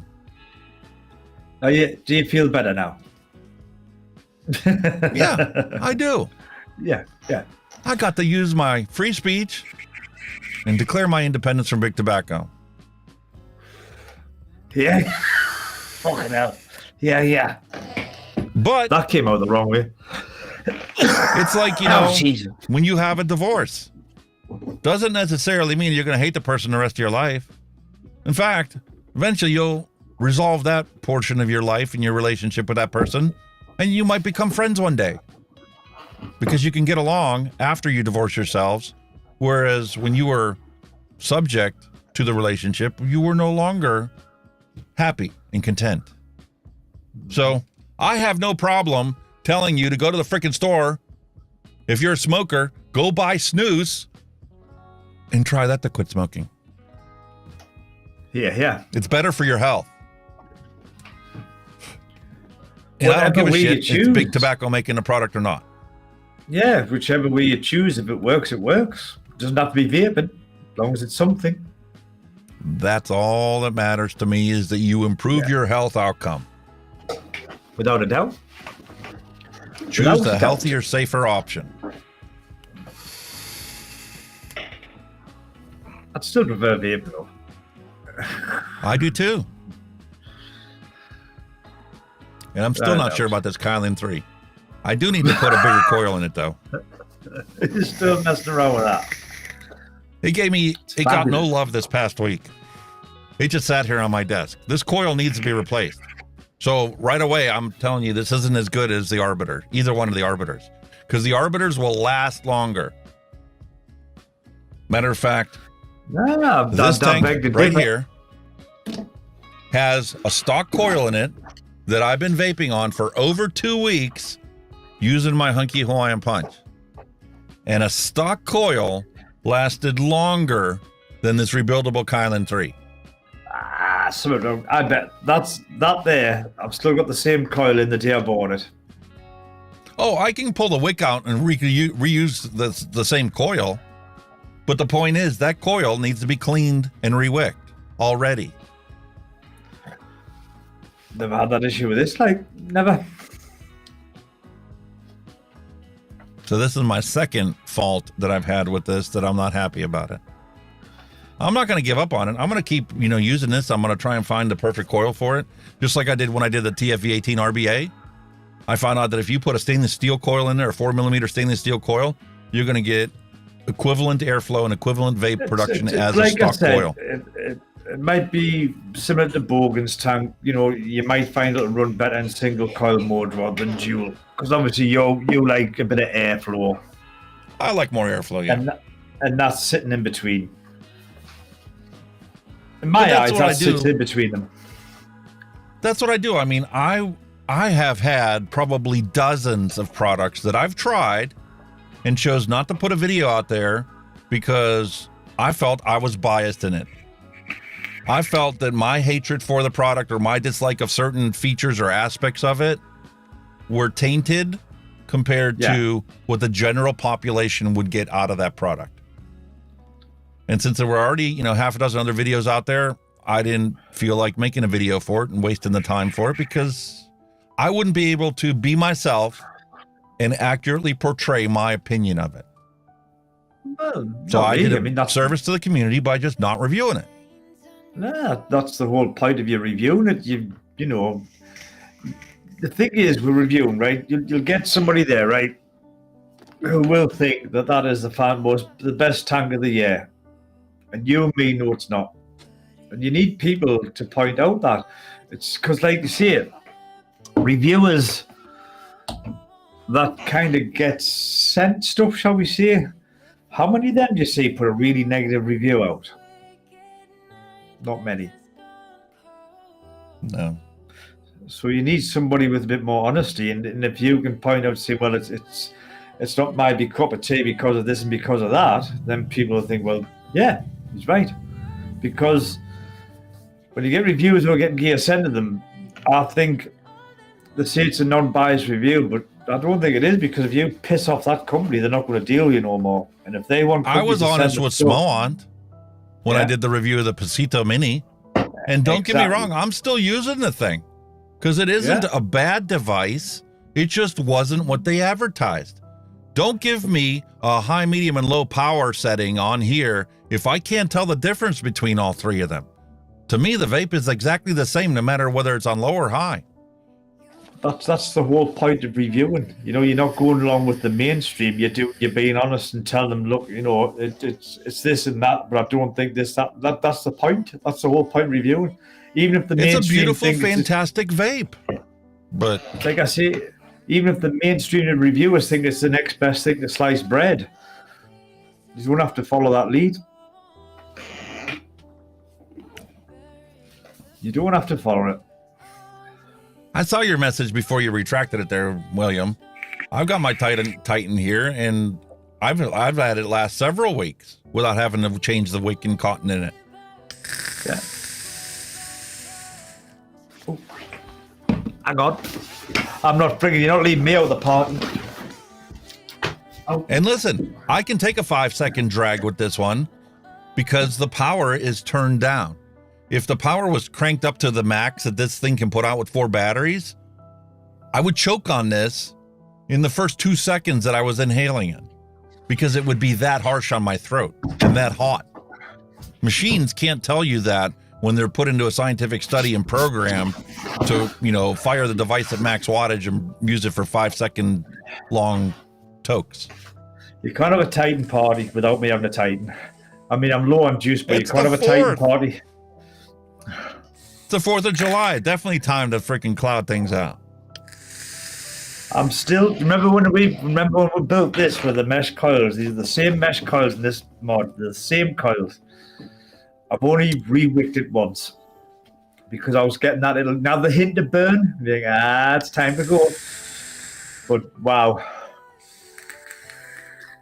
That's still the original mesh and it's still the original wick that's in here, and it's my second tank of e-liquid. And you know these tanks are massive. I'm like, you see where I am now. I'm literally trying to empty the reservoir before I change flavor. I'm into the reservoir now. You know, at the bottom, that's where I'm at. I'm trying to get it nice and empty before I change it. But you don't have to empty it. That's the whole thing. I like to get them you low. could literally flip it upside down, pull the deck off, and all of the liquid stays in the tank. And if you want to switch liquids, then just flush it out. That's what I'm saying. I like to get my money's worth. I like to get every drop out of what I got in. I'm a tight git, you see.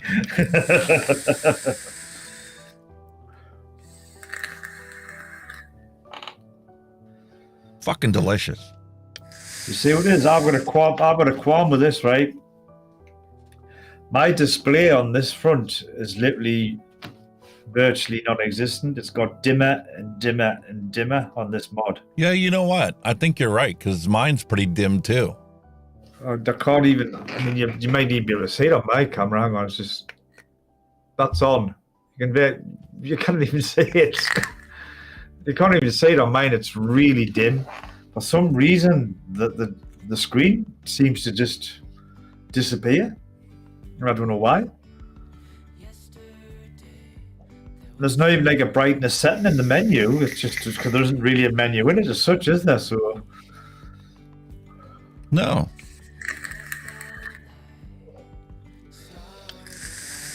No, it's very. I'm struggling to see it now, and I don't know why. 5.5 volts, 0.3 ohms. I mean, this thing wasn't fucking cheap either. I'm a bit disappointed that. What am I on? I'm on 5.5 volts. I can't fucking see it. It's that dim. I can't even see the ohmage on it. Yeah. I can't see the small writing at all on it. It's getting that dim.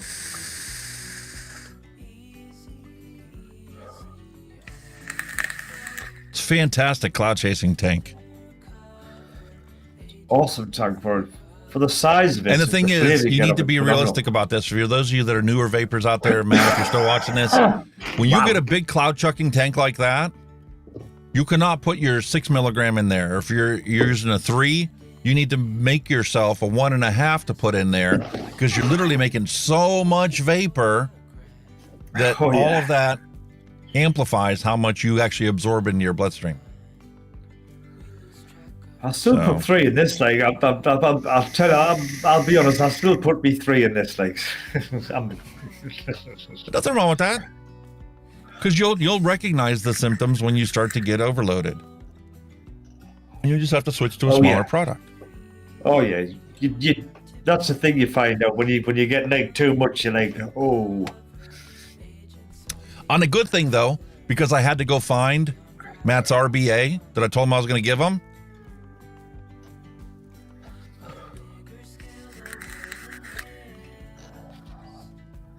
Hey, found the original Doom. Found the original Doom. So maybe we'll get to play with that later. 1.5 of your cotton, 1.5. That fits perfect. I'll have to give that thing a shot. But we've got other stuff to do today, so I think it's time for us to do a random recipe. What do you say? Rock and roll, my friend. Rock and roll.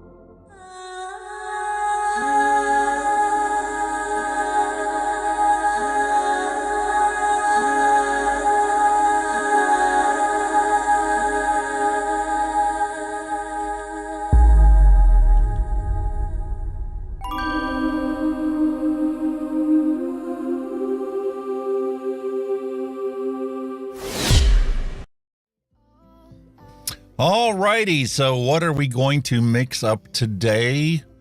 Let's have Sherlock Holmes tell us what I can make. Fantastic feature. And for those of you not familiar, this is e-liquid recipes. You can go and enter whatever flavorings and ingredients you have, build up your recipe and your repertoire, and have Sherlock Holmes come up with a recipe for you to mix up yourself. So we are zoomed in.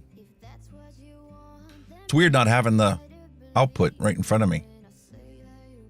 All right, so this one is a simple recipe with kiwi, some TPA sour, TPA sweet and tart, and some WS-23. I think that's going to be very iced at 2% of WS-23. Sweet and tart is pretty potent, especially at 6.6. Well, we're trying cool kiwi tardies. Ooh, interesting. I was thinking about this one. This was the first one I saw in there, and I clicked on it. I'm like, okay, we got double kiwi from TPA. That's at 2.3, and then we got sour TPA at 3.3. And sweet and tart at 6.6, and this looks like a percentage modified recipe. But 2% cooling agent for me is going to be way too cold, too icy. Oh, 2%. Oh, God, no. And I do not want to do the grapes thing. I was just having a conversation with my wife. You know, I use the Salty Man Purple Rain, which is a grape liquid, for the longest time. That was my all-day vape. I have no desire to vape grape anymore. I pulled that bottle out a couple weeks ago on a show, and I put that in the tank, and after the show was over, it just sat here. I ended up cleaning it out. Never touched it. Really? Just don't desire it anymore. That was my all-day vape when I first transitioned away from smoking. Candy cane was what got me off, and then OG Blue, And then I had an obsession for Salty Man Purple Rain. Then I went back to OG Blue for a while, and now it's Hunky Hawaiian Punch. Well, Howe, I'm not surprised with that, though. I mean, Howe, you nailed that, didn't you? This peanut butter rhubarb actually is a pretty damn good recipe.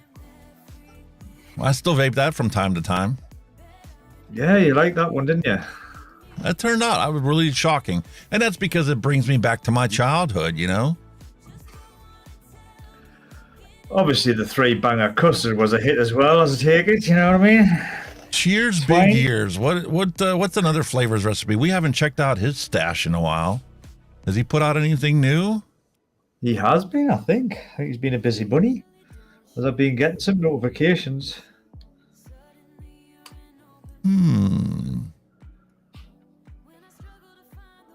Caramel marshmallow biscuit. Ooh. That actually sounds nice and it would taste nice. So we've got, he's using 26% of marshmallow cream. He's bumping up the graham cracker with another 1% of that, bumping up the caramel with an additional 1% of that, 0.5% of butterscotch, and 1% of super sweet. Says lovers of anarchist white marshmallow biscuit will love this one. Yeah, his anarchist white's nice. I've had that. It's quite nice. Wow. I haven't. Ooh. None of the vape shops I've ever been to have actually had that one. I actually sent some out in me bundle. Anarchist white. It's quite nice. Ah. Mongo 100, hello and welcome. And Mrs. Hunky Vape, hello and welcome. Hello, everybody. I'm sorry, chat, we've been ignoring you all night. God, what we're like. Welcome, every one of you, you know. Thank you for popping by.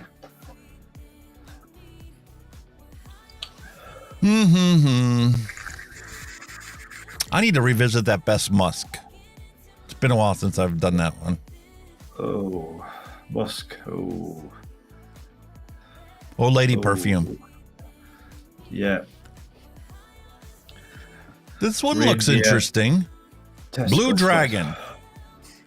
12% blueberry, 4.5% dragon fruit, 6% sherbet, and 0.4% of super sweet. 0.4. Wow. This actually looks very interesting to me.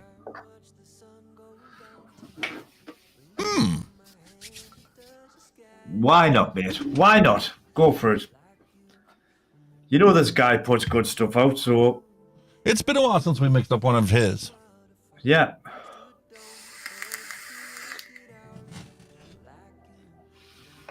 Because we know he's that good. That's why. We know he's that good. Give us a shake. Give us a shake.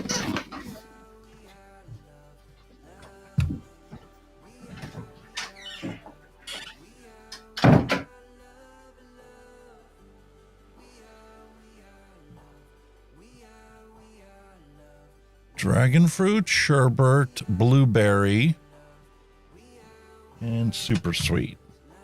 And for those of you that don't know, you could sub out super sweet with just about anybody's brand of super sweet out there. They're all pretty much identical. All right. Blue Dragon. This is one I'm going to love.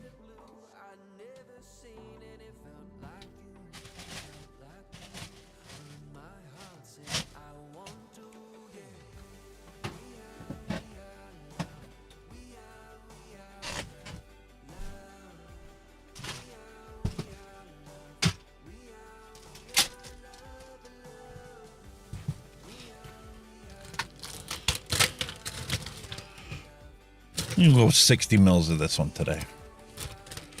Had to go and get, open up my new bag of 60 mil bottles. I'm already out.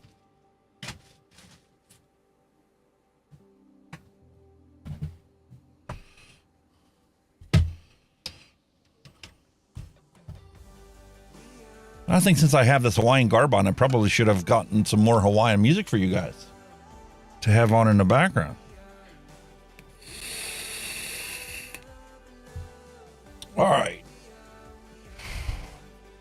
How are we looking here?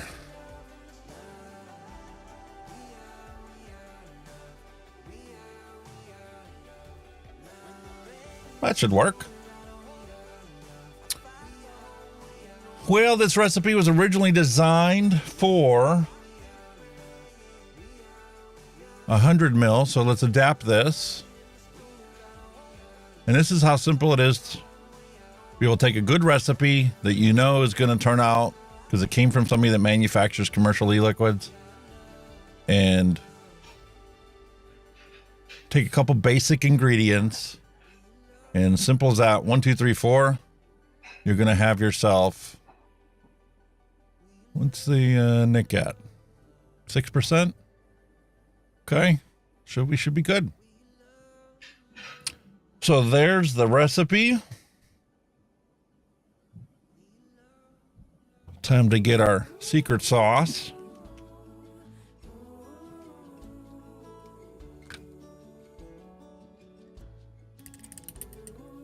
$3.73.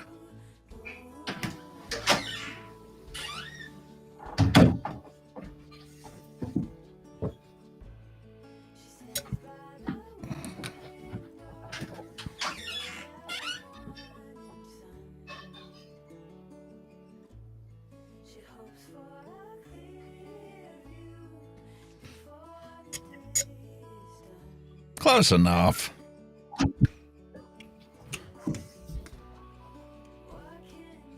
It's amazing how different vaping is from smoking. If somebody handed you a cigarette and it wasn't your brand, you would know right away, oh my God, I'm not getting the same throat hit, I'm not getting the same flavor, I'm not getting the same nicotine out of it. Now with vaping, it's like, I jump around. 3 milligram, 4 milligram, 5 milligram, 6 milligram, 12 milligram, 50 milligram pod. You can jump back and forth and it doesn't faze me one bit. I wouldn't do that when I was smoking. Like. Yeah, it's weird, isn't it? So, like how you never change your fag, but you'll change your nicotine level on a vape. And your flavors. Flavors matter. You get sick of one flavor, you got to swap it up to something different, keep it interesting. So 12% of blueberry, it's going to be 7.2 grams.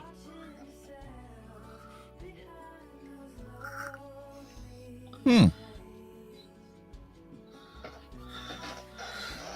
know what? I don't ever recall smelling blueberries.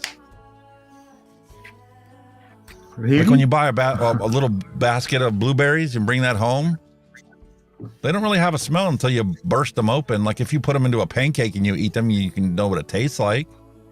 And you know the blueberry smell to it. So 7.2 grams of this.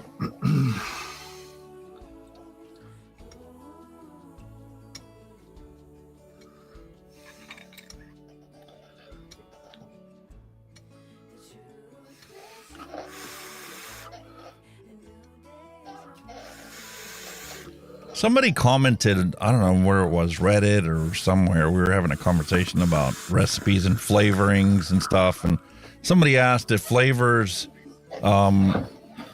ingredients were good.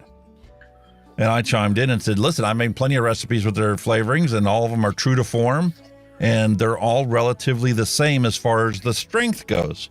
So 5% is a good starting point for any of them that you want that to be a dominant note in the recipe. And you could probably push it at 5, 6, 7% depending on the flavor if you wanted to make it as a one shot, just a single flavor. And they're like, oh, their stuff's watered down.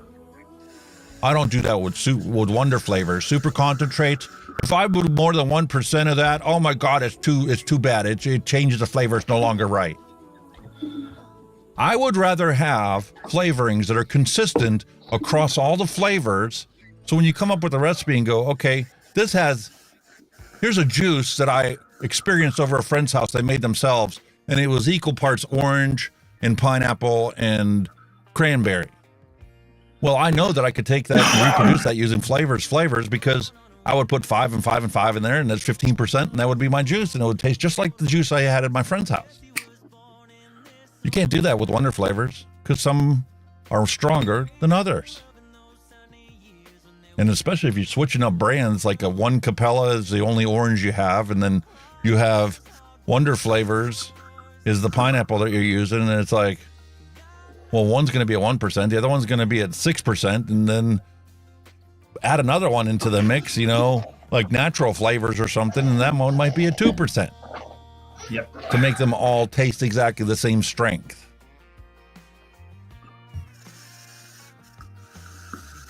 I guess to each their own, you know?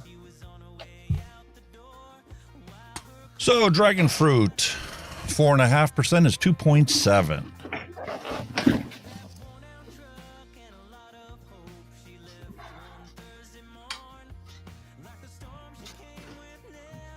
Oh, shit. That's it.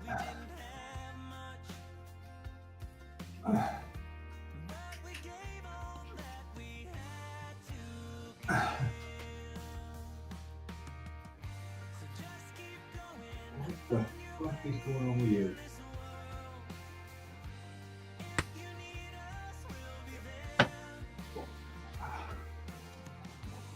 Sherbet. Lovely sherbet flavor. 3.6. Sorry, just cracking the window open. It's getting a bit foggy in here, my friend. Well, it's 62 degrees over there. You can crack the window open all you want. I can't do that with the temperature here. It's 25. I got to have the air conditioner on, or I won't be able to sleep tonight. Air conditioning? What the hell is that? We don't do that. We just get on with it, us. Listen, I had that happen when I was a child because we didn't have air conditioning back in the day. But this is 2023, and I'm over 50 years old. I'll be damned if I'm going to be sleeping when it's 90 degrees outside.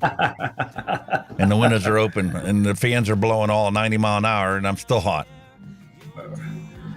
We just sleep totally naked on top of the bed. That's our solution. Totally naked. Yeah, but what do you do when you're naked and it's still freaking hot out? The ball sweat is dripping off of you faster than the faucet can flow, but what are you going to do now? Technology to the rescue. Douse ourselves in cold water, my friend. That'd be a wet, soggy bed. Well, you know, the military had trench foot to deal with because of the wet, soggy situation. Imagine if you slept in a wet bed every night. Oh, you're going down a certain avenue there that we're just not going to go. All right. This is a family show. Oh, man. God damn it. It's a family show, man. Family show. Let's reset that because all that went on the outside of the bottle. Although technically it's not, because YouTube will put you down as an 18, so what the hell? 0.24. There you go. Fantastico. Some propylene glycol. 0.69 to make this a 70-30. Ooh.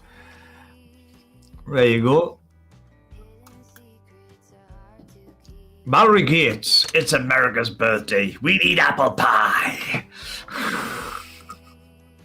That is why I picked up the beautiful, delicious Dolce de Leche caramel apple for our retro vape. See?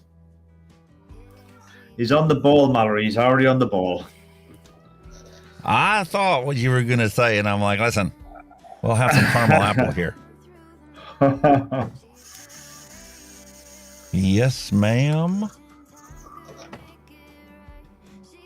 It's one step ahead of you. Listen, I'm not like Dave Lloyd. I can't come up with a hamburger, a cheeseburger recipe for vape liquid. Nice savory. Or steak and baked potatoes. Oh, steak and bake. Imagine that as a vape. Wow. All right, so we got everything in here. Give this a little swirl. That's what I'm saying. Creme Why on the color. boss? Why is it that nobody vapes savory flavors? I mean, are they really that bad as a vape? Would you say? Or I don't know. I've never had one. I can't comment on the situation. There's obviously savory vapes out there. You didn't seem to like it when I talked to you and told you about how he sent Steve that ham and cheese croissant. That's that. It's dependent on the flavor, isn't it? You know what I mean? And your love or hatred of it. I'm not a fan of croissants to start with, just like I'm not a fan of watermelon. So that was kind of me diss on it. Or me debunk. Oh, I love croissants. Not a fan. I do believe I have a croissant flavor here, actually.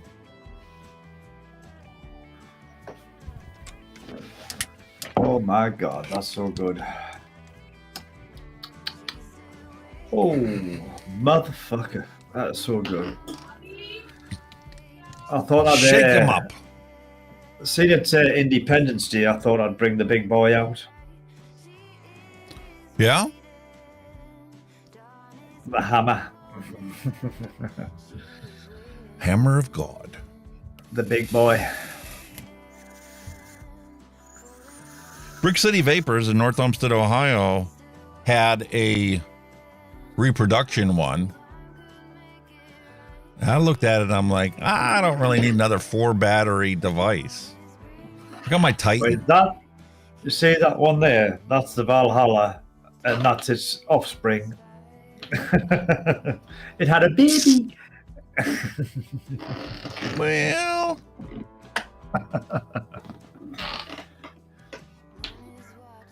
You gotta get yourself a Valhalla, man. You've got to, mate. I'm telling you.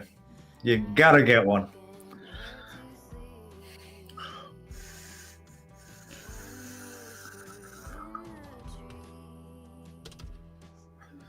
In fact, I can guarantee that you'll not find much wrong with one of these. And that's all I'm saying. I bet it would be delicious.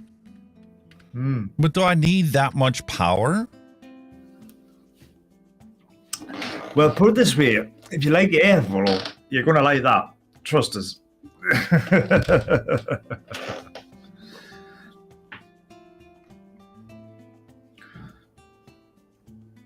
And the thing is with that, although it's a big RDA, it's a bit like the Titan. It's a big RDA with flavor. It's not a bland, just cloud chuck and vape. It's actually got flavor, decent flavor as well.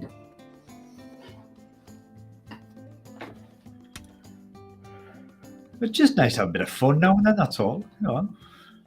Oh, I totally agree with that. That's one aspect of vaping that I really wish would have stayed popular and mainstream, is the hobbyist aspect to vaping. You know, it shouldn't be just, you know, the poorer members of society that don't have a choice and must DIY their own stuff and must have rebuildables. Yeah, well, funny you should mention that, because when I went down to Washington Vapes today, I also bought another reel of wire. I got some more. I think it was a reel of Watofo, Tricore, Clapton. And I says the guy in the shop, I'll have a roll of that. He went, oh, old school. I went, oh yes, mate. Oh yes. I felt bad because, you know, after I dropped that stuff off to Matt, he's like, you know, you need to send me links to all this stuff, you know, so I can start picking them up one by one for, you know, what do I need to be able to DIY my own stuff? And I'm like, well, right off the top of my head, I'm thinking, okay, well, you need to get yourself, you know, some kind of a building tool, you know, a coiling tool. Yeah. So that you can just wrap your own coils. And right away I jumped into it and told them about the spool of Tricore Clapton wire that I bought. So I'm like, oh, I'll send you that one. That was $20 on Amazon. Not being sold on Amazon anymore. Somebody must have turned them in or some shit. So I found a different one. where they were pre-rolled, 3mm diameter, same wire, and there's 100 in a box in a little tin for $20. That's all right. That's nice. 100 coils for $20. That'll last you the rest of your vaping life. And then they're ready made as well, so they don't even have to wrap them. There's nothing to mess with. It's not like, buying these Watofos where you only get 10. It's like having 10 of those. I don't mind the Watofo wire. Like I say, I've got about 20 feet a day. Triple core fuse clapping. I whacked it in. I'll tell you what, they're in there. I got me over to 2 out, recoiled, re-wicked, brand new coils in. Absolutely superb. The good coils with Tofos. I don't mind them. So I'm going to set this one onto the shelf and put that off to the side. And I think it's time for us to revisit recipes that we've already mixed up here. Now that they've been sitting here steeping. Oh, yes. Here's some I made earlier. Unicorn Frappe V2. Oh. This was episode 18. Wow. How long ago was episode 18? I also have Miyagi's Strawberry Gelato Cone.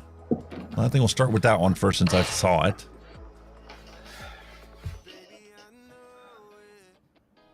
Gee, I can't tell. The screen's so small that I send to you. But there's the recipe there. Miyagi's Strawberry Gelato Cone. We can say it okay, That's man. what it's supposed to taste like. The first taste, the knuckle test, when I first mixed it, shake and vaped.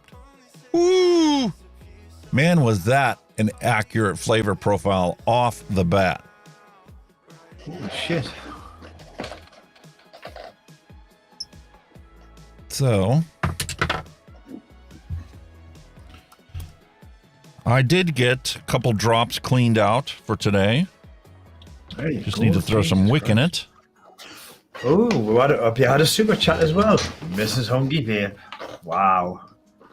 Hey, $2 from Mrs. Hunky Vape. Fantastic. Thank you, baby. Maybe that'll finally be enough to put me over so that I can actually get a Valhalla. Get a payout from Google. It'll take me, let's see, 3 years. 3 years it's taken me to get to the point where I can get a $100 payout from Google. Holy shit. That's bad, that, like, isn't it? It's really fucking bad. Hey, the only good thing that has come out of the copyright things that have happened on our vlog for the music is as soon as they flag it for copyrighted material, it's automatically advertisements turned on. Really?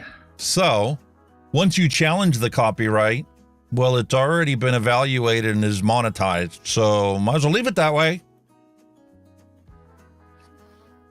I've made a total of 43 cents, according to Google, on our vlogs from the advertisement revenue. Woohoo! Hey, you'll be retiring young. 43 cents. My God, it should only take me about 6 years before I can afford to replace the cotton that I use to rewick these things. Holy shit, that's what I'm saying. It's buttons in it. Wow. Oh, man. Is there any point? I'm not playing with this.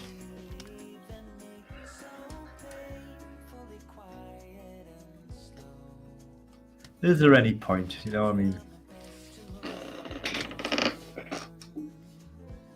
Well, yeah, in order for me to claim it as an IRS deduction on my taxes, I got to make money on it. I can't claim that I'm losing year after year after year and not closing the business.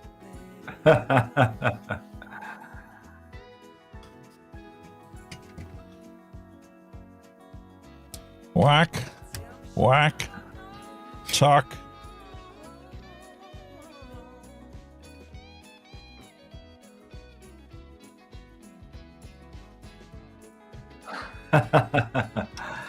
No, William, it's not 0.9 ohms.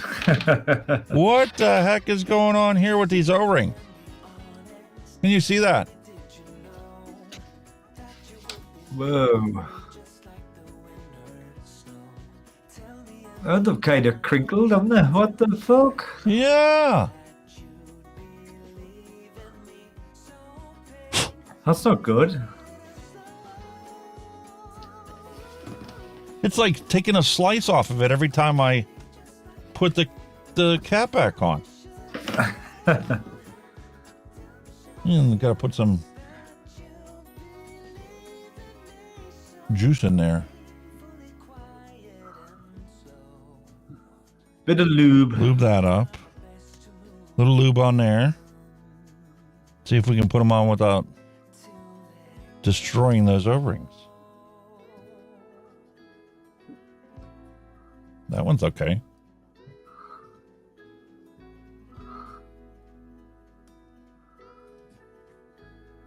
Holy moly. 0.5 ohms. I got to turn that down. 45 watts, I think.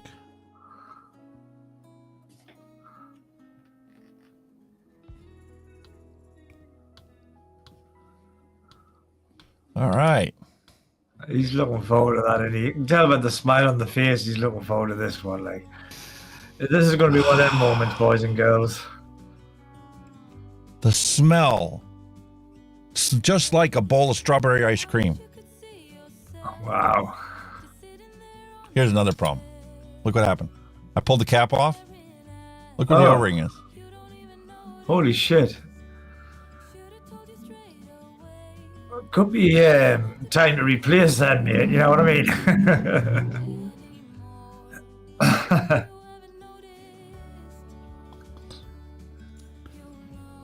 So what happens when you don't lube the O-rings? All right. Yep.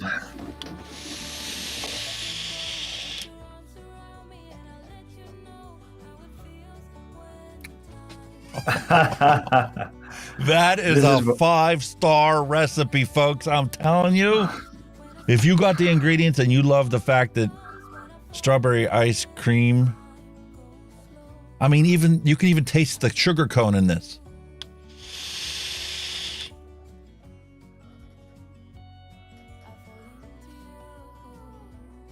The cheesecake graham crust gives you that perfect sugar cone flavor to this.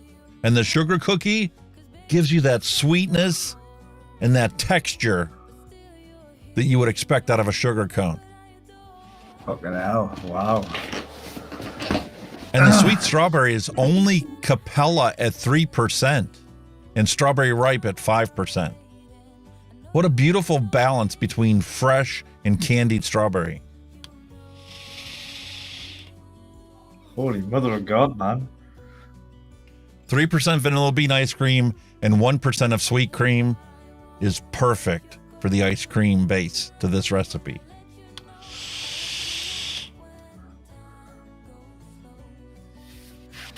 Glad it's a good mate.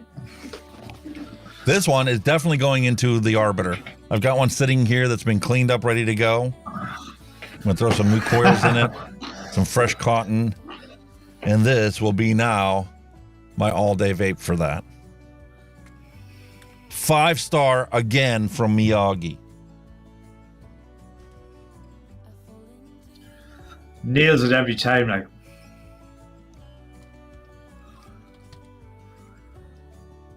I mean, just looking that there in the bowl, it just looks, oh, divine. I could just eat that now.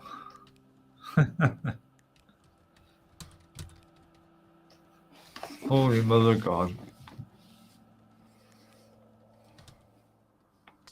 Mm-hmm. What do you say, eh?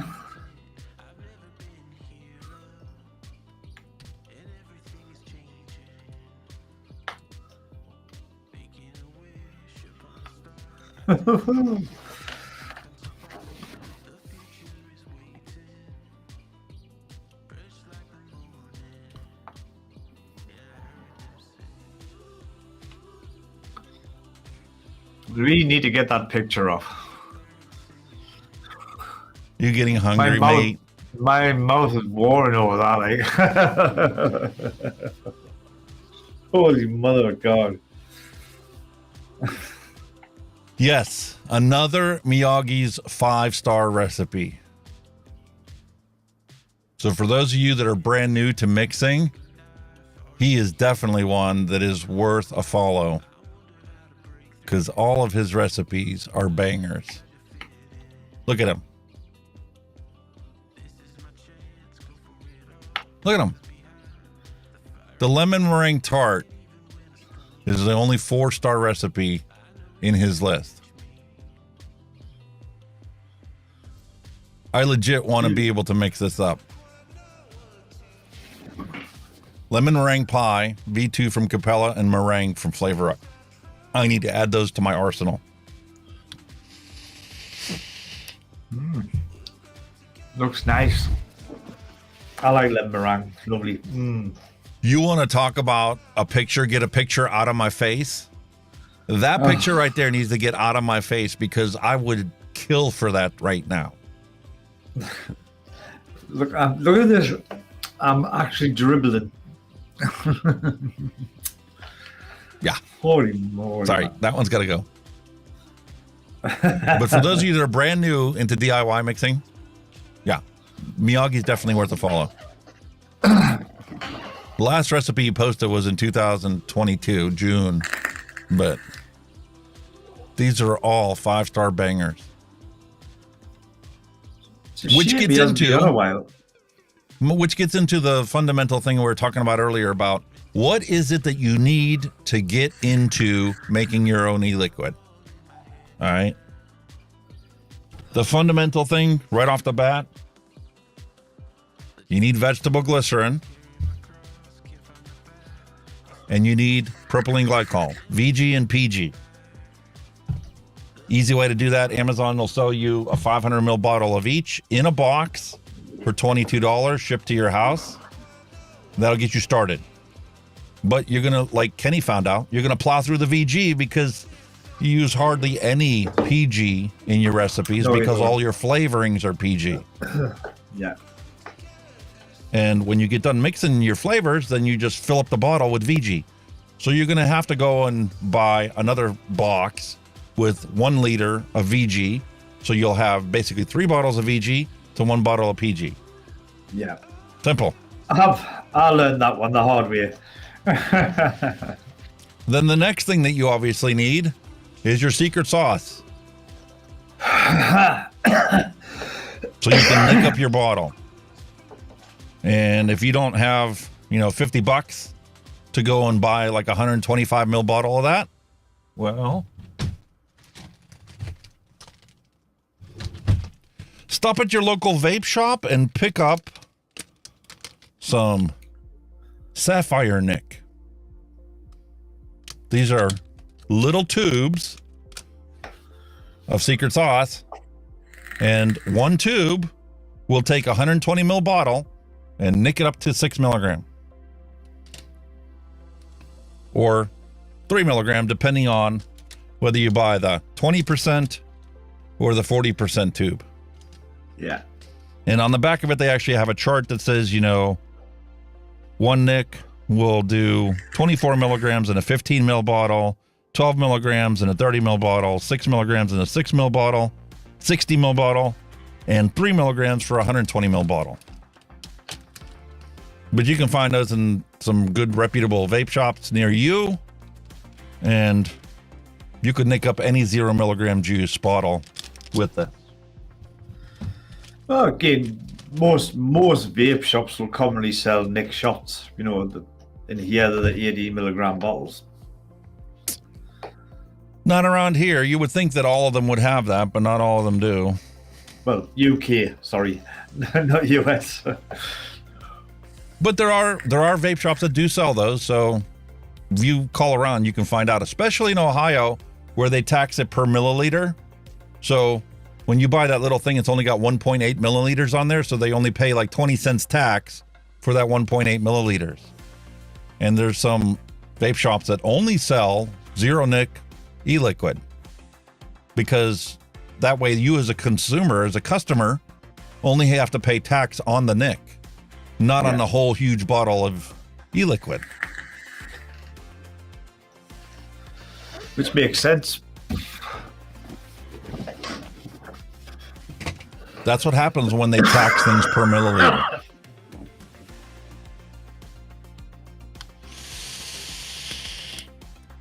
What the?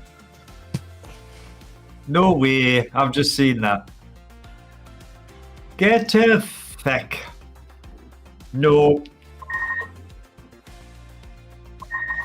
How about my coworker friend said that cigarettes are lights, so they're healthy for you? Like, no, the fuck they're not. There's no difference between lights and regulators and full flavors. That's all marketing terms. Cigarette smoke is cigarette smoke. Exactly. Smoke is smoke. There's this thing called combustion, when you light it on fire and then breathe that smoke in. World of difference between vaporization, which is like 4% the harm of cigarette smoke. No, and cigarette smoke is cigarettes. 100% of the harm. Doesn't matter if it's lights or golds or whatever color they are. That's all marketing terms. That's it. There's not a cigarette on this planet that is good for you. Not one. And like Mallory said, light, you're just paying for more filter. It's more filtration, isn't it? It's basically equivalent if you turn your airflow down on a vape device. That's basically all it is. Yep. That's not any So healthier it's bullshit. Absolute bull. Wow. What a fantastic recipe. So you like that one, yeah? That's a good one. Yeah. I'll tell you what, you're doing well, man. You've had more goods than bads lately. Like, I'll tip my hat off to you, sir. Yes, very because well. that comes from the fact that as you get to be more experienced as a mixer, you start to learn flavor profiles and you start to learn what in that recipe looks off. And when you see a recipe that has 22% strawberry flavoring and then just some sweetener, it's like, that's not going to work. Because that strawberry flavor by itself is very lackluster to the whole strawberry flavor profile. Yeah. If you want a good strawberry, you got to put a couple different kind of strawberries in there.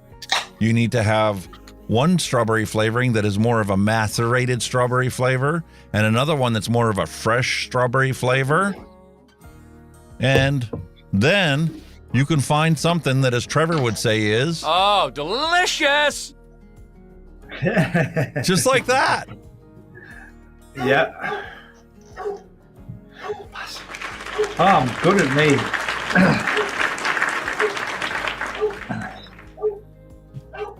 This is Hunky Vaping. Your better half has seen your flags fall off your chair. It's gone. Bro. I think it's when he sat back to savor the moment of that flavour, the flag went, My head bonked it. Yeah. All right, got another one to wake up here.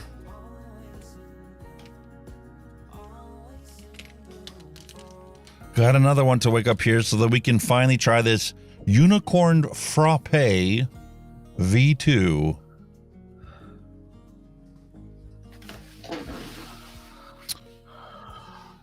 Ah, yes.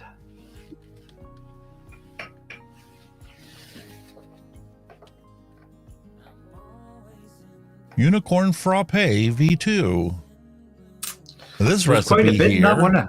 There was quite a bit in that one. Yeah.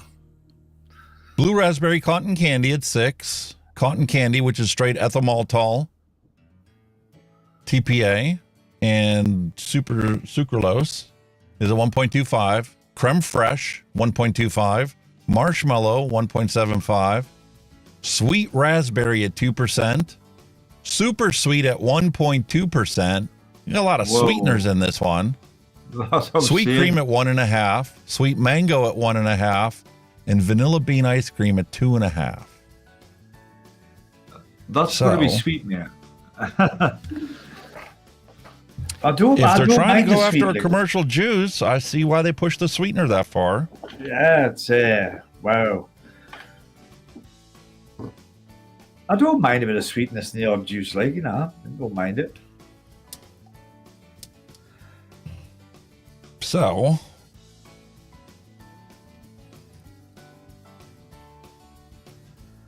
look at this guy, all prepared. What can I say? tuck in, tuck and roll. He's just ready to Tuck and tuck it in. roll. He's right prepared for this one, isn't he? Look at that. Hey. And as we learned, we're going to lube up our O-rings. Yep. I'm going to drop that down there. I'm going to lube up this outer O-ring for the cap.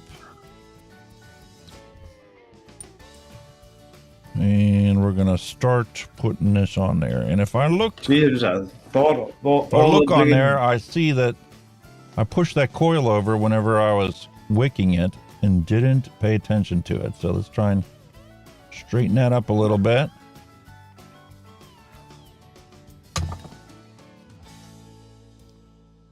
As long as you're pretty central, you should be okay. That's actually a nice colour as well, that juice in it. Look at it. Nice orangey colour. That's interesting. There's kind of a custardy note to it. Well, I'm not surprised. A lot of creams and shit in it, you know what I mean? And we gave it plenty of time to steep. Oh, God, aye. It should be a goer.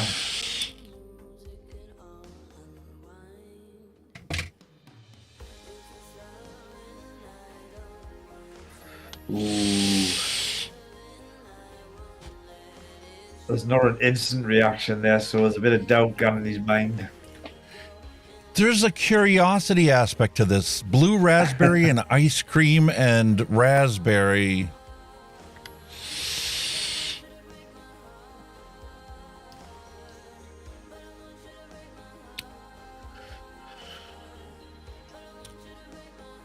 It's good. It's flavorful. It's not overly sweet. I thought it would have been with all that stuff that's sweetened it in it. Jesus.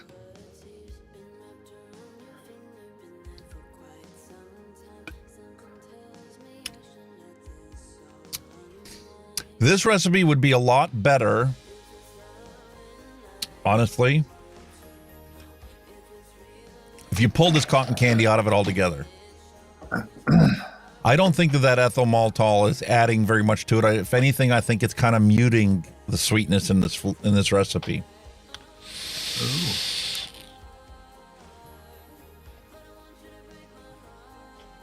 Got you.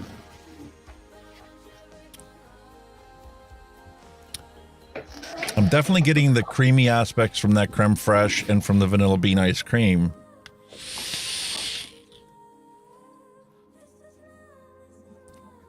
But it is no longer like an ice cream. It is just a sweet cream. Got you. There's one. And this whole fruit medley of the mango and raspberry and blue raspberry,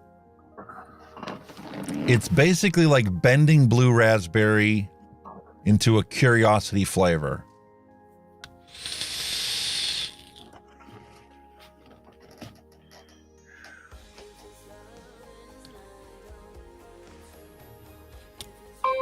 You can't identify the mango by itself. No. But it is adding to that fruity aspect of it.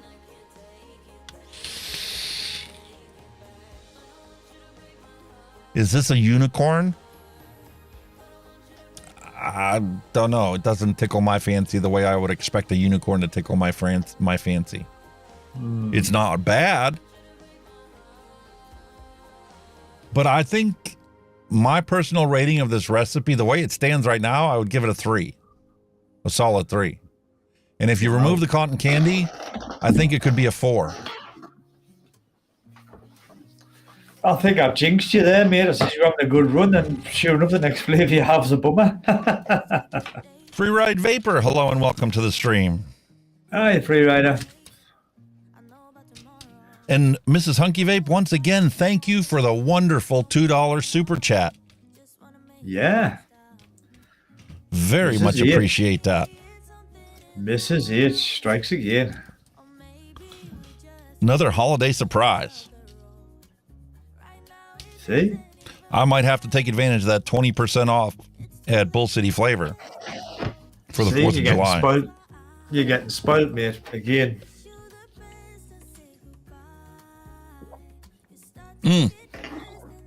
Because I know for a fact that Miyogi's lemon pie is going to be a fantastic recipe if I mix it. Oh, so I got 2 ingredients I need to order for that. Paul told us last week I needed what is it, ruby grapefruit? I don't have any grapefruit flavor. That would be a very unique thing. I have in the past used a couple recipes where I've mixed up a couple ingredients that I did have that created that grapefruity flavor, but it's not an actual grapefruit flavor in itself. Yeah, it's not something you would, not like a grapefruit is not something you would like run out and buy immediately. It just doesn't jump, does it? No, but it would be a beautiful accent for a lot of flavors that need just a little bit of sourness to it. Bitter. Grapefruits are bitter as hell. Oh, yeah. I like them, eh? I don't mind grapefruit. Cleans I can understand why this is a commercial e-liquid, or what they were basing it on is trying to replicate a commercial e-liquid, because it is a very curious, heavy flavor. There's nothing in it specifically that you can identify as something that you've eaten. But it is tasty and enjoyable. But I've never had a unicorn frappe commercial liquid, so I can't say that this tastes like it. Oh, no, I've never seen. I mean, you've got your unicorn, which is not like, it's just unicorn, you know, commercials. And then again, that's like hard to pick up an actual base flavor, you know, or general base flavor. It's just a mix and mash of all sorts.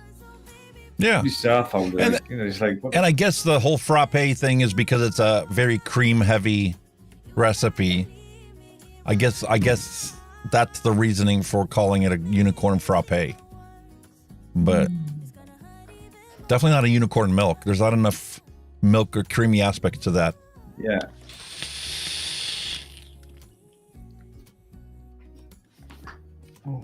But if you happen to have the ingredients and you want to throw it together and you've had it, maybe you can tell me if it's an actual equivalent to the commercial juice.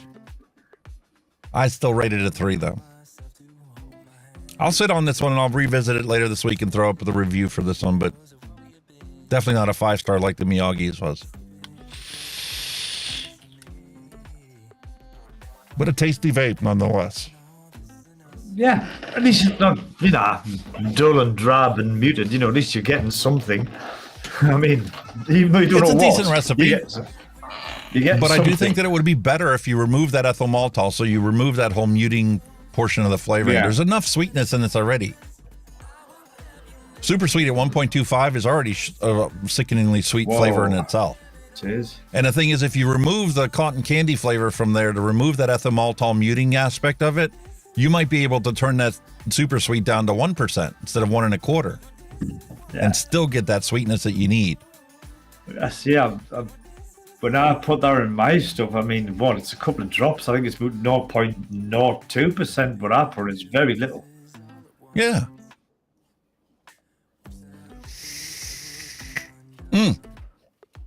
I've tried it like 0.1%, and you could tell the difference. It was like, whoa, too much. Yeah, it's just too much. 0.5% is what I do when I single flavor test everything.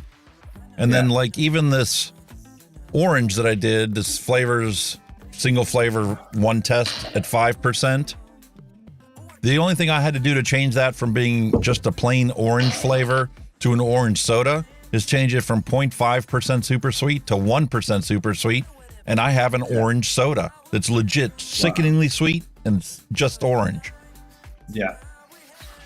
So 1.25? That's pushing it. You're masking flavors at that much sweetness. Yeah, it's a bit sickly, a bit sickly. I mean, all right, so then that brings us to the second part that we talked about. We started talking about what do you need? You need VG, PG, you need secret sauce, and you need a flavor. Start with a fantastic recipe that you like. And the best way to do that is, like, if you go to Bull City Flavors, they already have community recipes that they will sell you for like 10, 12, 15 bucks. And that'll include the 5 or 6 flavorings that make up that recipe, and enough that you can literally make up a bottle of that and try it out and see if you like it. Or if you want to start off simple, good old one shot. That's all you need. Mix that with your VG, your PG, and your secret sauce, and you've got a single flavored juice. Yeah, just like this. We were talking about Anarchy White. Yeah. There, I do have a one shot from flavors for Anarchy White. Oh, it's lovely. You try that on its own. I'm telling you, you'll be impressed. It's nice. It's bloody lovely. Or like the slice that legit tastes like that ice cream bar that you see pictured there. Hints of lemon and lime. That's just, the amount of flavors you get in the one shots now is unbelievable. So by all means, I mean that's where I'm at.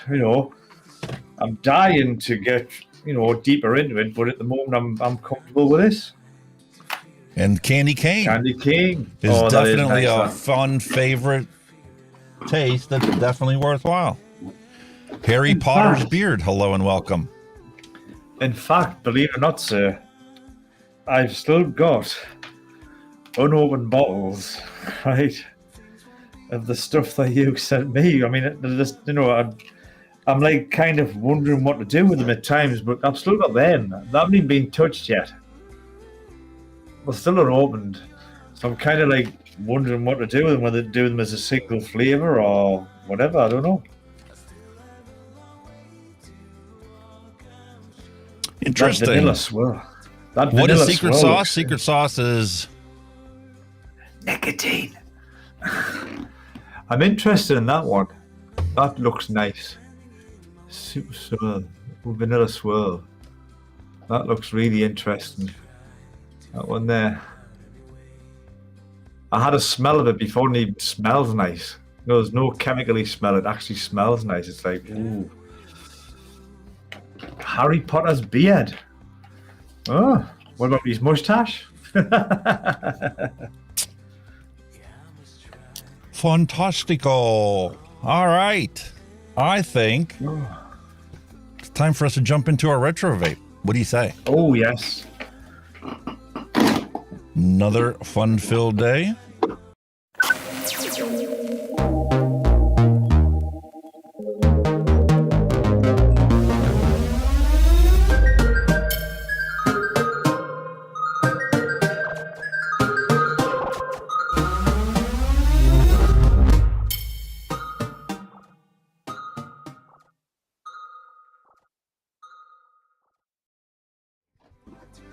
A long time ago, in a galaxy not so far away, Timesvape created and released the Diesel RTA. And for those of you that think that getting into rebuildable tanks has got to be expensive and you got to spend 60 or 80 pounds or euros or dollars on a rebuildable tank, I call bullshit. You can visit your local vape shop and find stuff that they've been sitting on for years and find yourself a fantastic device that's been sitting around for who knows how long. And despite what this package says, there is no nicotine in this product. Only if you choose to put it in here will there be nicotine in this device. Just a little bit off topic of when I've been sitting in my box, look what I've found. Are you seeing the colour of these now? Look at the colour on them now. Holy shit. Beautiful. And this one here is your Milky Blue Raz Milkshake. That was made on the 3rd of October 2022.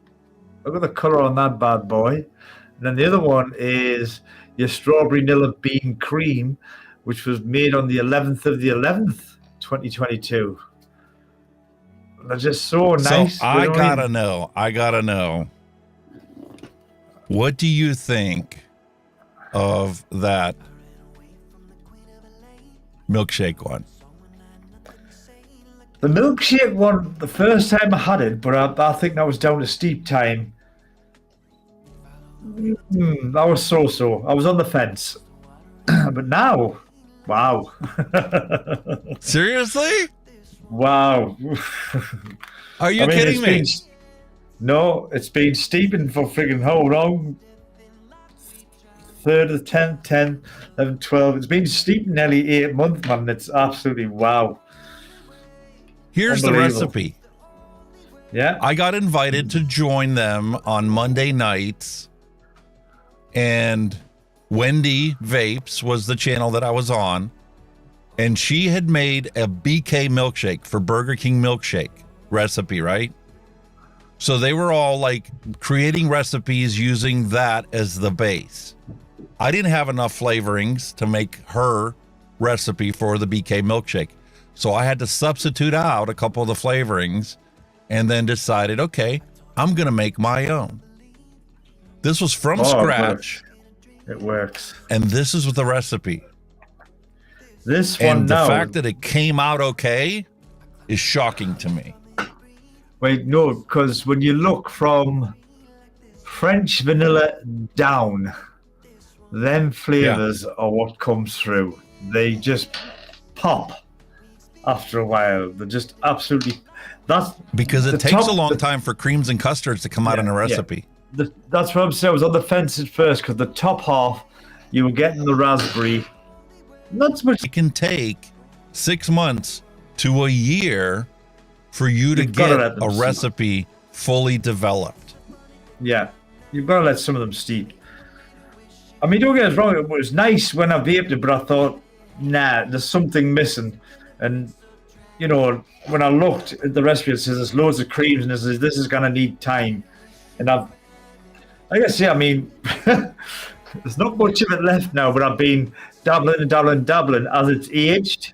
So I've been trying it like a month, leave it maybe a month, or leave it a week, and I've been dabbling as it's aged. And right there now, that is a perfect BK Blue Raz. Absolutely spot on. So it legit does take up to a year for your recipes to fully develop into a beautiful profile. Sometimes it takes that long to steep out the creams. You done that 7 months ago. That's been sitting like 7 months. And you can see, because when you sent that over, that was practically clear. Look at the color of it now. Same with that one. Yeah, that vanilla bean ice cream and the creams and milk froth and sweet creams finally come together. You know, they're just, you know, that you can. It's like what Vic said with these peach custard. He didn't try it. He just looks at the color and he knows. And it's the same with a lot of it. You look at the color and you kind of know. It might look like it looks like a big urine sample, but trust us, it don't taste like a urine sample. It's absolutely stunning. That's just like this strawberry crunch bar that I mixed up. You know, we talked about this last week. I mixed this one October of 21 and vaped it last week, and it's a beautiful strawberry cookie. It's no longer a strawberry crunch bar with ice cream and separate notes. It is now just a beautiful strawberry cookie. I think, but where that is now, I think it's now at its peak. I think if you leave it longer, maybe it might start to tail off a bit. But right now, it's absolutely. That's why I hung on to that 120 ml bottle. I could have plowed through it when I had it, but I wanted to see what it was like after this thing sits on the shelf for a year or two. And we finally got to revisit it, and I'm like, okay, it gets to the point where you reach an equilibrium between the creams and the cookies and all the flavors that are in there. And then it stays at that thing. And that's going to be a strawberry cookie from now until the time I finally get around to vaping it. The rest of the way through. I mean, I can see it. Obviously, on the side of the coin, there will come a point when obviously everything just starts to degrade, and you know, but that takes a long time. That's the way that one is. The strawberries are no longer, you know, a ripe strawberry that you would expect to have. It's more like that artificial strawberry flavor you would get in a commercial strawberry cookie. Yeah. But there's the thing there you touched on it. You know, you might go to a commercial shop and buy that commercial liquid, right? And it could taste absolutely shite, but that, you know, you don't know how old that is. Technically, I mean, I've never seen no dates on these when they were made. I've never actually seen a date or a use-by date on this at all. So, you know, you can get one of them that's been sitting in that bloke's stock room for like a year, 2 years, and it might taste And how long crap. did it sit in the distributor's warehouse before they sent it out to the shop? Exactly. I mean, you're talking serious steep times on this shit, like, you know what I mean? Listen, when that whole PMTA clampdown took place here in the United States, there were a lot of places, juice places, that literally fire sold all the stuff that they had on inventory. Yeah. And because they sold so well, they were literally cranking out e-liquid bottles as fast as they could and sending them out fresh. And there was a big ruckus from the people that bought them and said, this tastes like shit. This doesn't taste anything like your e-liquids. And they had to tell everybody, listen, we just mixed it up because we sold out of everything we had, and we had more stock to build the bottles of e-liquid, so we made them fresh and sent them out. Leave them sit on your shelf for a month or two, and I guarantee you it'll taste like our recipe because it was the same recipe we've always used. It just hasn't been sitting around long enough. So I'm saying that just like to a develop fine the flavor. wine, you know, it's like a fine wine. A fine matures with age. It's a kind of similar scenario with some of the juices, especially creams, custard, and all that. They mature with age. There are Yes, a lot of out of date. recipes that out of date is yuck. Yeah. Yeah. Because they make it for consumption within 6 months. There are some recipes that aren't developed well enough to stay shelf stable. No. Just out of curiosity. And then there's Howard, other recipes like peach custard that only get better with age. Yeah. Because they're a cream or a vanilla, stuff like that needs thingy to steep for longer. Just out of curiosity, Harry Potter's beard, whereabouts up in Bonnie Scotland are you? Because I know quite a few reviewers and friends up there, so tell me where you are. I think Vic lives in Inverness way. I think he's over that way. Inverness. There you go, Inverness. What can I say? What is the matter with Inverness? Why are all the reviewers living in Inverness? Come on. What? And to think that you're just a stone throw away from there. I am pretty well. It's a canny trek, but I'm not that far. Yeah, but from 2-3 your hours. house to the farthest reaches of Scotland is less of a distance than it is for me to go to Gatlinburg, Tennessee. Yeah, I mean, I can go from. You can travel from here to, say, the capital of London in about 4 hours. That's like, what, roughly, off the top of your head, around about 300 miles, something along that lines, with 300 miles, 320 miles, something like that. But thanks to our British roads and our roadworks, it could take you about 6 hours. So yeah, well, we have that going on right now, especially right before, the presidential race. As soon as you have the presidential race get started and you start talking about different candidates running for the next election, the amount of road construction is drastically more than what you ever seen before. Because they want you to think that your tax dollars are hard at work, taking care of things for you. Yeah, well, it's the same here. It's a council's budget. You think it's a council's budget, so we better do something to make it look like we're spending our budget. Let's dig a hole. But 9 or 10 and then the times, year that follows after you elect the new officers in, the new representation in government, there will be no road construction anywhere. You'll be hard-pressed to find a construction cone anywhere. The biggest pain here is the utility companies, the water board, the gas board, the electric board, that forever digging fucking holes in the roads to do something. You know what I mean? You want to piss Absolute off a pain in local the city arse. council? That's how you do it. They go and they finally get government tax dollars, federal dollars to repave the road. Within 2 weeks of that road being paved and fresh and brand new, the water company's in there digging the hole up to replace a water line. Or the gas company's in there to replace a gas line. It's ridiculous, man. And when they fill them back in, it's substandard. Honestly, there's a bigger bump than what there was when they fucking started. Your car gets fucking hammered off them, man. Crap. That's something we don't worry about here in the States because, see, they have this unregistered monopoly going on. I've been waiting to get Verizon Fios fiber optic cables for internet service here for more than 10 years. I signed up for the list 10 years ago to be notified when they put fiber optic lines in through here. But see, the city councils make a legal binding agreement with one provider to be the designated provider for the city.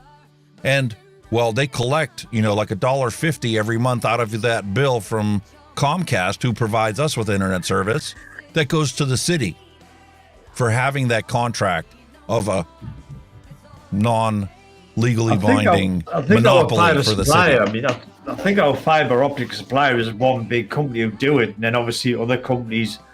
It's like the old BT system. We were BT, British Telecom. All the phone lines, the copper lines were all BT.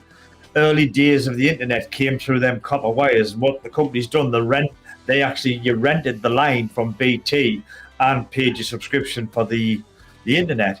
And I think it's a similar thing now. There's a big company now that put the fiber optics in, and all these companies, you rent that fiber optic line from the company to boost. Here's the thing: the neighboring town has Verizon fiber optic cable internet, and it literally ran it through our town to get to the other side of the town that surrounds us. That's weird. So they couldn't just branch it off while they were there. 100 feet from my property is the street corner where the fiber optic line is, but I can't get access to that service because our city has a contract with Comcast. Holy shit.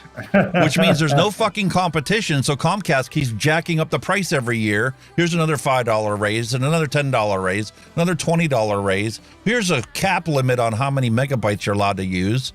Oh, if you want unlimited access, you have to buy the next tier up. So what used to be, a $50 a month bill is now $125 a month. I must admit, I'm with Virgin Media, and I must admit, every time I ring them with a complaint or whatever, I come away with a better deal because they just do anything to hang on to their existing customers. And honestly, and then you get somebody like the city of Pittsburgh that stops playing this game of monopolizing the internet service, and they invite everybody in to do it. And guess what? Everybody all of a sudden comes in. They have the rights to sell it. Now, here's $100 package to get phone, internet, and TV unlimited for $100 a month. Yeah. Because we're going to get all the customers away from the Comcast, and Verizon's going to get customers off of, this new company that started. That's kind of what happened when the early days it was Sky. Sky was the main supplier. Now look at all the other companies that supplied it now, and that's what they were doing. They were putting better packages together to tease us all away from Sky. Yeah, Google's doing the same thing out west. They started their own fiber optic internet service, and there's certain towns that they selected to do this, and the people that are there, living there, they pay like $75 a month for unlimited phone, internet, and TV service.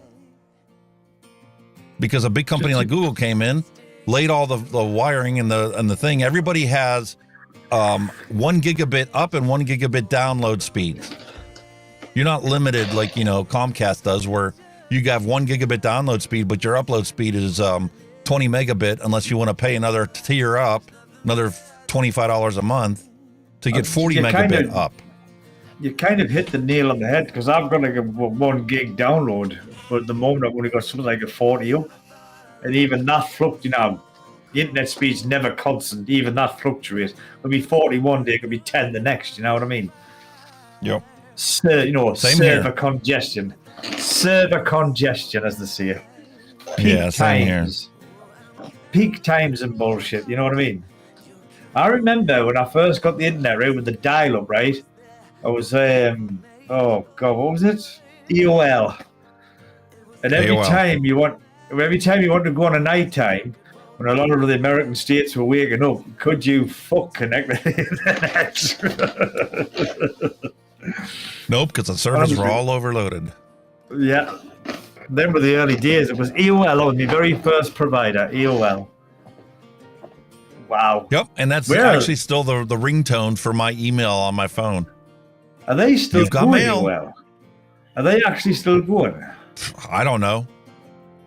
I think my wife's still got an AOL email, so I imagine something's still going. Yeah. Because it's a working email. I don't know, mate. I think we got to jump back into our rebuildable here. Oh, sorry to sidetrack you, mate. Do apologise. That's all right. My God. Hey, we've talked about this before. You and I are like two old ladies sitting on a porch having a conversation. We get sidetracked so many times we forget what the hell we even talked about. Fucking hell, mate, I'll tell you. But here's what I'm saying. You can run down to your local vape shop, look in their clearance section, and find yourself a beautiful RTA that's going to produce wonderful flavor for you. And this is the Timesvape Diesel. To top that one off, I'm glad we're not neighbours because we'd be fucking divorced by now, wouldn't we? Nah. Like, look at them. Give and take. Porch, it's all balanced. So we have top airflow on this one, Ooh, well, which means that the tank is not going to leak. That's a definite pro for me. I'm curious to see what the deck looks like on this. Oh, look at that. That doesn't look too bad. Got all the old honeycomb airflow going on. Yeah. And how old is this tank? Google that thing for me. Timesvape Diesel. Timesvape Diesel. Ooh. RTA. Let's have a look. Eh? Look, they have a chimney in here. Yeah.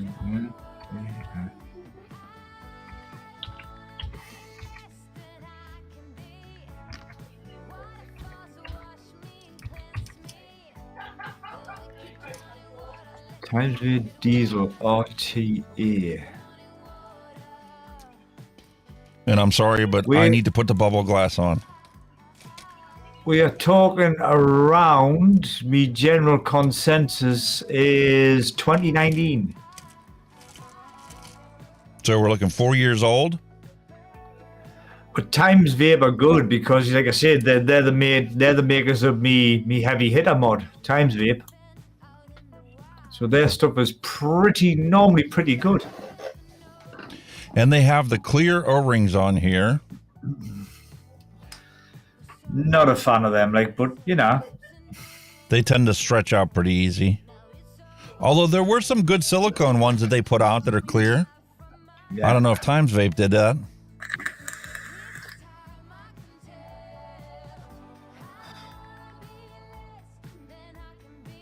Lube that up. Put our bubble glass on. Because 2 mils of e-liquid capacity is just not going to work for me. No. That chimney looks quite nice now. The top there, look at that chimney. It's nicely machined, isn't it? Smooth as a baby's bum. Yeah, and the thing is, this one actually separates from it. I had to put it back in there. There's another O-ring on the top there. But it actually spins, so when you put this in here... Yeah, so it'll turn with it, yeah.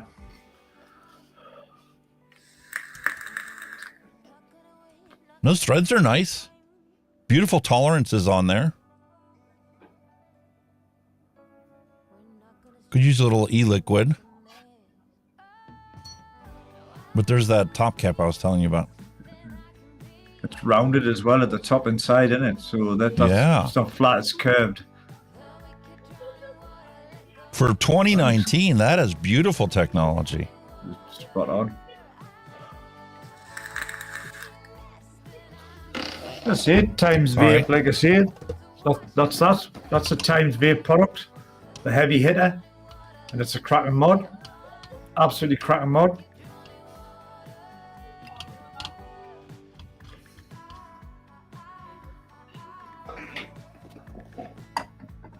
What do we have here for... You could say it might be a bit of a 2019 high end here, matey. You know what I mean? Looks like flathead screws in there. There are. They're flathead. I see for me, they're flathead. Look at the airflows on it, man. Jesus Christ, that's loads of air. The only place there's missing airflow is from the bottom. That's the only thing modern tanks have on them.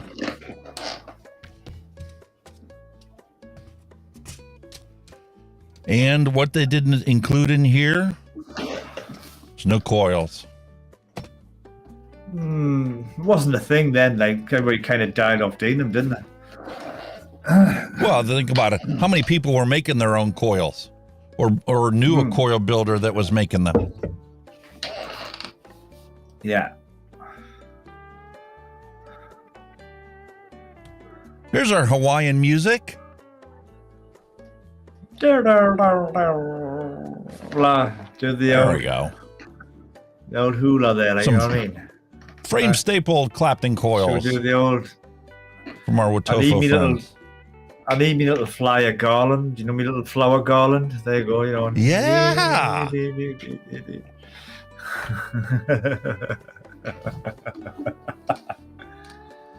A little hula dancing.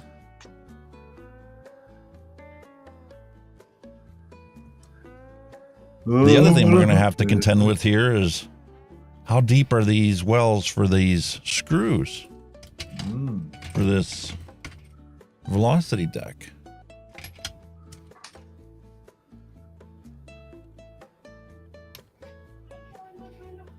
I thought, mate. What's your average? 5 mil, 4 mil, 5 mil, maybe 6 with a push.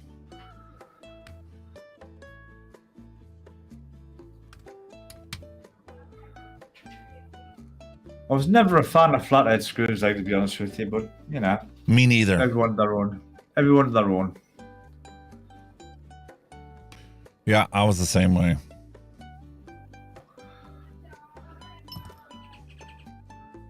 I don't know All why right. people just do. I think you should use Phillips screws. They're the things that's popular. Use a Phillips screw. Hex ones always strip out on you. I've never had the issue with the hex one since I got a good set of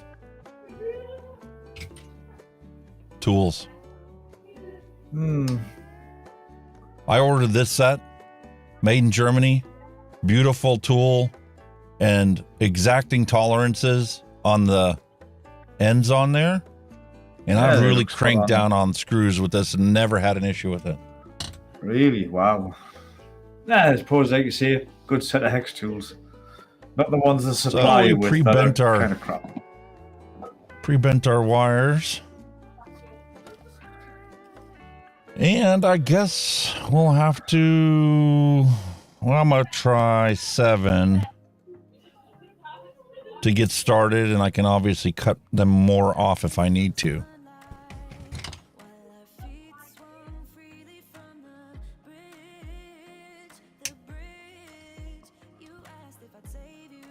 I've got exactly the same pair of snips as you, same colour.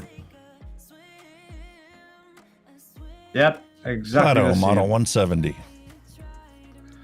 I've I got snapped those an end originally off for one. my electronics work, and they work so well. I'm like, listen, I've got to get a pair for vaping. Yeah. I've snapped one of the ends. One of the ends has gone on it. Like the little point, one of the little points is kind of broke off, but it's only little. It's not a huge amount, but. Well, I can't believe how inexpensive they are to replace, though, if they do go bad. Yeah. But I'm just a heavy-handed, ham-fisted arsehole when it comes to stuff like that, you know. I'm a brute force and ignorance guy. Yeah, but you know what? As you get older, you come to realize you don't have to manhandle your fasteners and stuff. And torque wrenches have become my friend for doing automotive work. Because when you got to revisit them later on.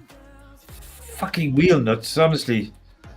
Your local tyre place, they use them big torque, brrr, and pneumatic guns to tighten the wheel up. And when you try to get it up, you're like, what the fuck did they set that at? You're swinging on it. Look at that. You don't- That's 7 millimeters right there. That's kind of looking good. That's pretty damn low. Yeah. I think it'll work. I think it's going to work. It's just... I don't know, like it's sitting like in the middle of the curvature. It's not like above or below. It's sitting bang on in the middle there. Yeah. It might work.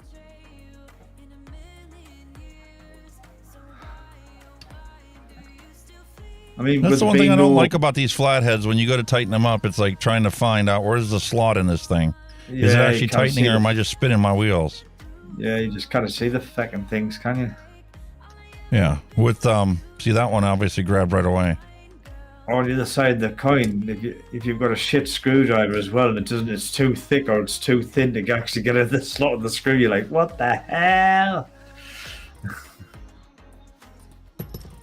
Although you do get some good biting force on there.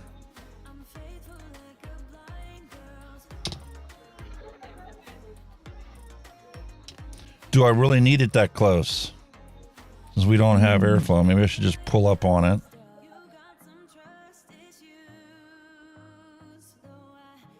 drop the other side in. Depends, like I say, what room you left when the other one comes in. Looks big enough to have plenty of room, like.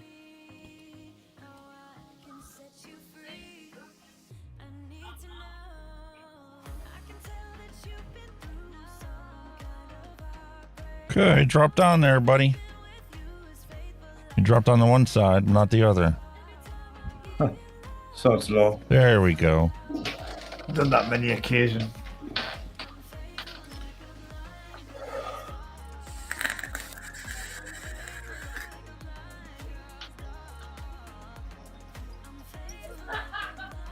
God, I'll tell you what it is. I'm got to take my hats off for you. This mesh deck on here is phenomenal.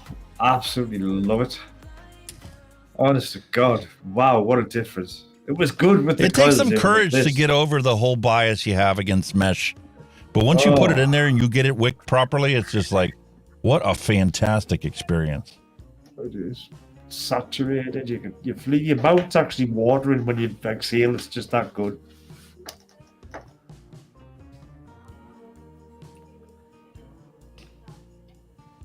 I suppose it's something I always thought I would have a look at again one day, but you know, I kept putting it off and putting it off. 0.18, pretty damn nice.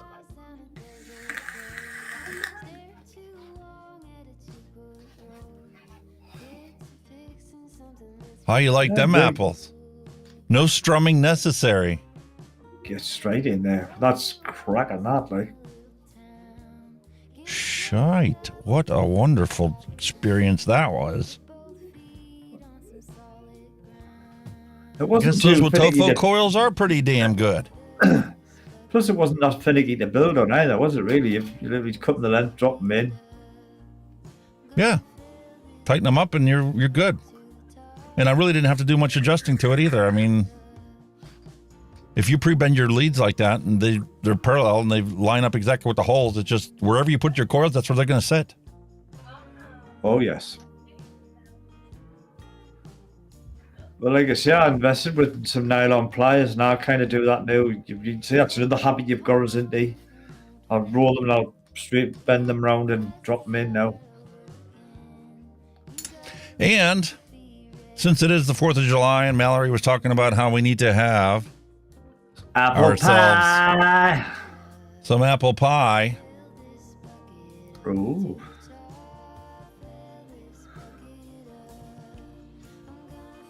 Very nice. There you go. Creme de la creme. Caramel apple. Yeah. The Black Series. I've had this thing sitting around for probably 3 years. I'm not being funny, but you know what springs to mind with that wonderful short you're wearing?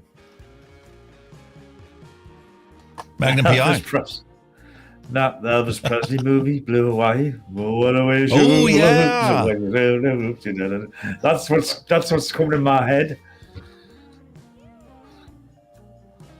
I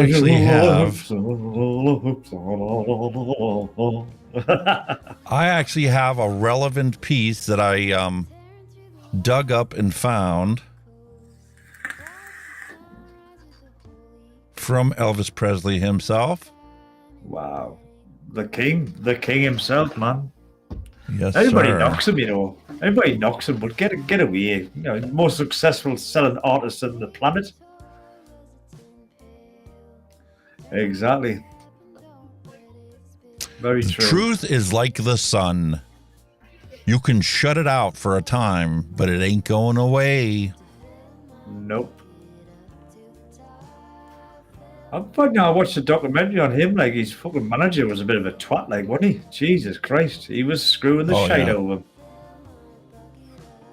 I think they did in them days, didn't they? All the managers were just out to make a quick, as much money as they could.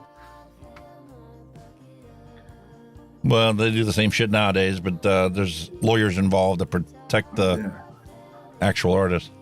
I think, like I said, it was when Elvis was starting to take ill when he was on the drugs, and he was really wrecked. And his manager came out and said, "Get him on that stage tonight. Whatever you do, get him on that stage." Didn't give a fuck how he felt. He just said, "Get him on that stage."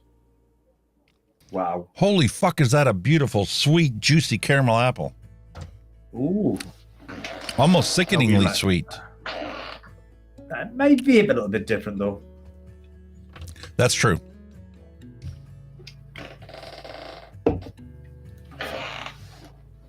To be honest, I've knuckle tested a few juices when you come to vaping one, nothing like the knuckle test. You're like, what Well, the advantage hell? of this one is this is a 0 milligram, so it's yeah. been sitting here completely unadulterated the entire time because of the fact that there's no nicotine in it.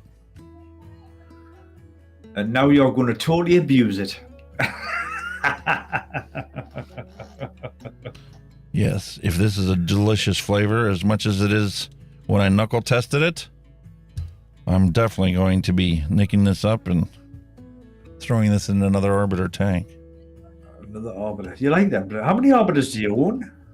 6 of the original 6? and 2 of the arbiter 2s. Holy shit, you must like them tanks. I do. I've never ever bought more than one of any tank I own. I've only bought the one. I've never ever bought more than one. People don't believe it because of, you know, how a lot of people are and a lot of reviewers and stuff out there. When I say that it is the best RTA ever, that is my wholehearted opinion of the thing. And I'm going to live by that until I find something that's better than that. And then I'll put out a video about it. But until that happens, until I find that one that's better than it, my opinion stays the same, and my buying habits are going to reflect that. I'm exactly the same. I feel exactly the same about this little Valhalla 24 mil. I think it's the best RDA money can buy. I've never come across anything that can beat it for flavour. Nothing. Everybody goes on about the Goon, but I've never had the Goon, so I wouldn't know. I have the Goon, and it is not that good. I'm sorry. I don't get what the fucking hype was about. It's just overrated. Maybe back in the day when it first came out, I can understand why there was so much hype about it. Because it's a freaking dripper. Of course it's going to taste better than the tanks that they had out in the day. Yeah. Yes, you can plow the heat to it, and it's got plenty of airflow to keep up with that extra heat. But that doesn't necessarily make it a good tank. I think that was the selling point for it, because you could just whack whatever power you wanted through it, and it would vape it. It would do it. And you can put any complex coil in there you want. It'll fit. Yeah. Yeah. So if you're a builder, like Sherlock Holmes or something, you're making some staple staggered triple fused complex coil with 5 different materials or some shit, it'll fit and it'll work in there. Yeah. But that's not enough to get me to say it's the best tank ever. Best dripper. That was the thing in the day, though. Airflow was huge then, wasn't it? I think since they brung the honeycomb in and dialed it down and made it less, people are appreciating flavors more. Ooh, here we go.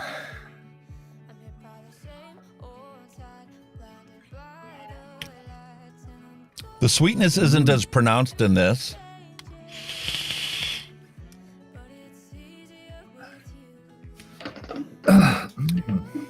The caramel is more present than the apple is. I get the scent of an apple, but it's not like a crisp apple or a Fuji or anything like that. It is definitely not an apple pie. The apple in it is more of a, not even tart, maybe a Washington apple. Washington apple sitting on a bed of caramel on a plate. Yeah. It's like you say, like your caramel is more the prominent flavor and your apple's more the background flavor. Yeah, kind of like if you bit into a caramel apple. Yeah. That first bite of a caramel apple, it's mostly caramel and you get the apple. Afterwards. But because this has been sitting around a long time, this apple is not like a crisp, fresh apple either. It's a really subdued apple because it's been sitting there.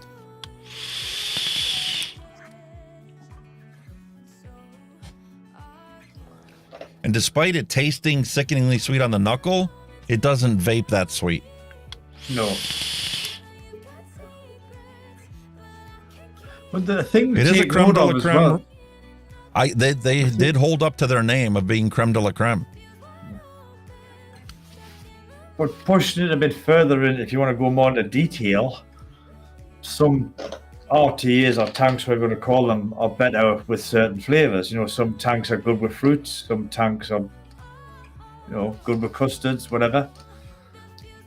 Yeah, I'm not really getting the whole crumble aspect of it or the cakey aspect of it. Well, hello, Space Turtle. Didn't see you sneak in there, sir.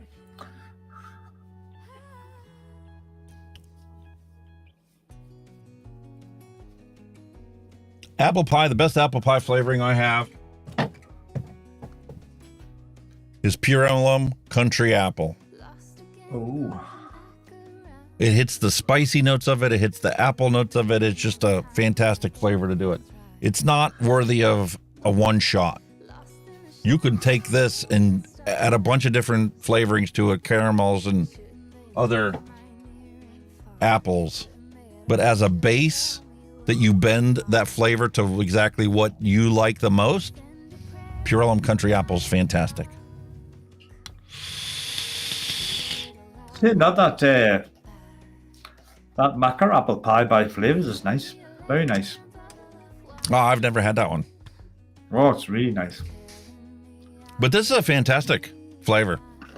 I would definitely be glad if I bought this in the shop. So how is the tank? And I'm curious to see what it's going to taste like once it's nicked up. Because it has no throat hit to it whatsoever right now. It's zero nick. So how is the tank? Is it airy enough for you, or restricted, or?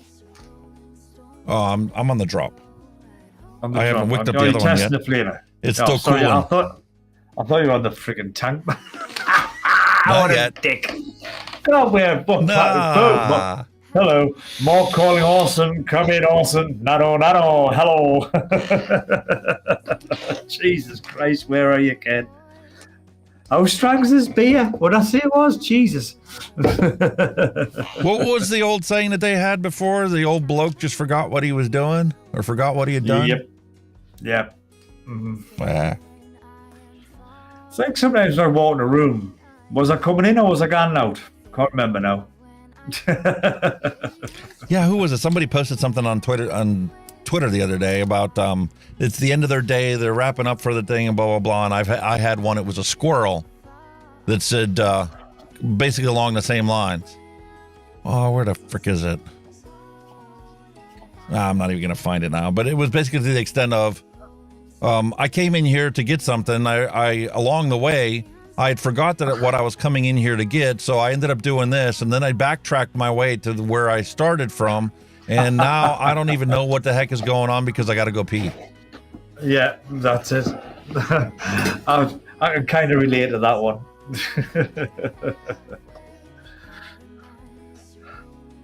I think you do suffer, you know, a lot of brain farts as you get older. Don't have to have Alzheimer's to have brain farts. Nope.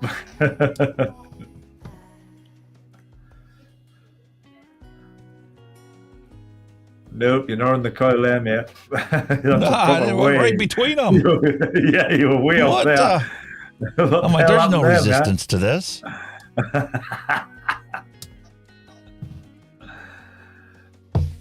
I was like, Jesus, how thin did I pull that cotton off? Jesus, that's nothing went straight through it. And these are like fireball cotton, so they're kind of thin already. Not going to need much. Nope.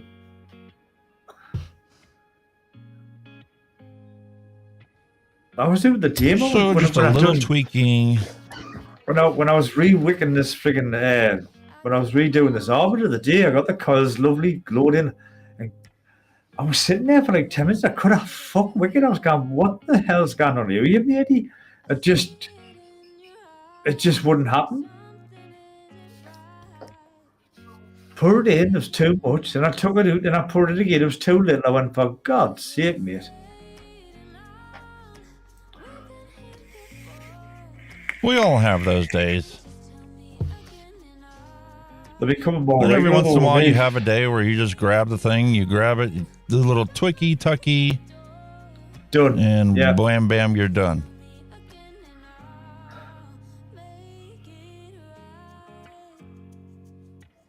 Just like that.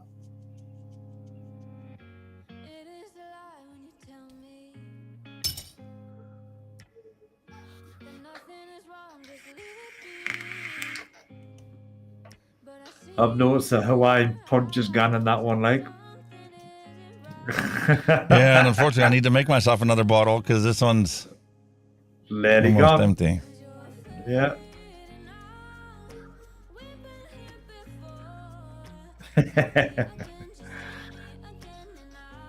You know what it is what makes me love is when you find a flavour that your face just lights up. You can just tell. You just big grin, and you just sit back and just yeah. Yeah, I love it. You can't hide it. Sorry.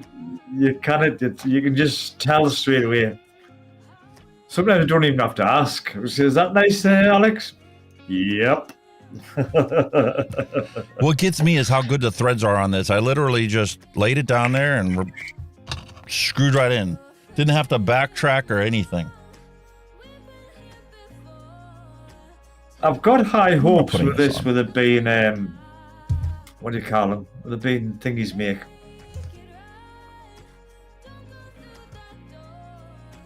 Timesvape. That's it, man. Jesus, see what I mean? Brain fart. All right, how's this top cap? The slider, filler, what do we got? Because this whole thing's unscrewing from here. I don't think it'll be a slider here. That's weird. Look how thick this is.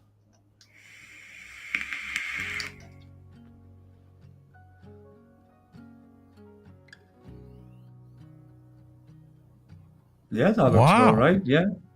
It's a nice big thick there. The airflow is in with the top cap, that's why. Yeah. That is the first time I've ever had something like that. That's quite clever, actually. Yeah. I'm quite impressed.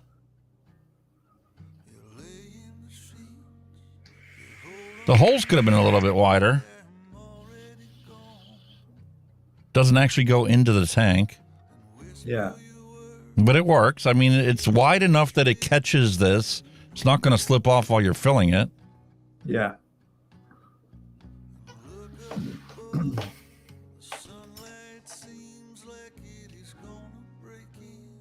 That's a big chunky The old top threads are cup, like buttery that. smooth.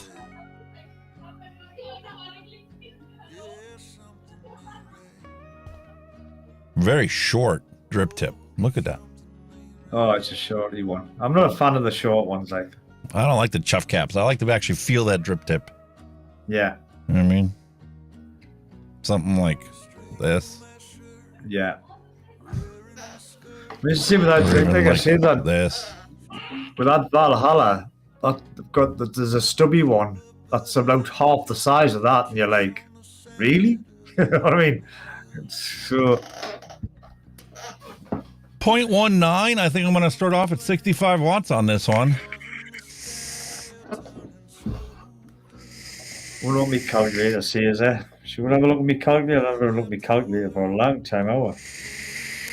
Go vaping, watt calculator, 0.19 calculate. Yeah, it's pretty middle of the road. I need to get this freaking cap out of here. It reckons cool vape 68.2 watts, middle of the road nice vapor vape 80.5, a warm vape 92.8. That thing is freaking tiny. It is, isn't it?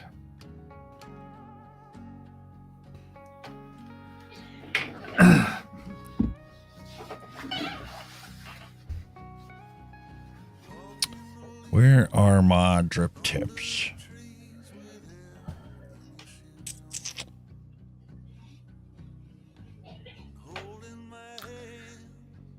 No doubt you'll have a bligging bag full of them as well. Somewhere. I do, but we'll steal it off of a different tank. There you go. Better? That's more my style. Yeah. Totally agree with that, like.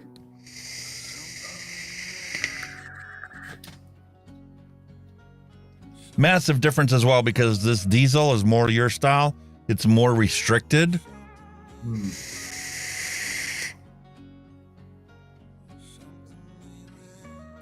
It's more restricted than even the Kylan. Really? Wow. I kind of had a feeling because there was a lot of honeycomb holes in them side pieces, wasn't there? There was a lot of holes. And they were relatively small.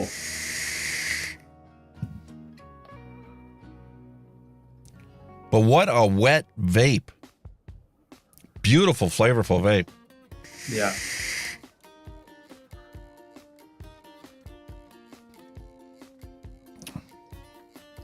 Timesvape are one of the wattage up and down a little bit. Timesvape are one of your good producers, aren't they? You know that it's just not high end, but slightly towards that, isn't it? It's above your normal run of the mill. Listen, quality wise, I think they're pretty damn in line with like Steam Crave. Yeah.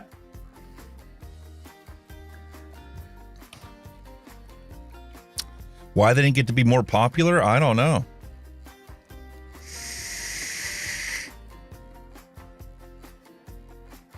A beautiful, smooth vape, and it's not loud. It may have been, like you said, the price factor at the time. It might have been a bit expensive for its day, you know what I mean, compared to the other ones. But like I say, I mean, Timesvapes weren't really cheap products. I forgot that because I only paid $20 for it. Yeah. All because it sat on somebody's shelf, and they were clearancing RTAs that have been sitting there for a while. Yeah. I'll have a quick look, see what it goes for now. What's the Timesvape? And I screwed up. I just threw this on the Dovepo Odin because it was already matchy to begin with, right? It's Independence Day.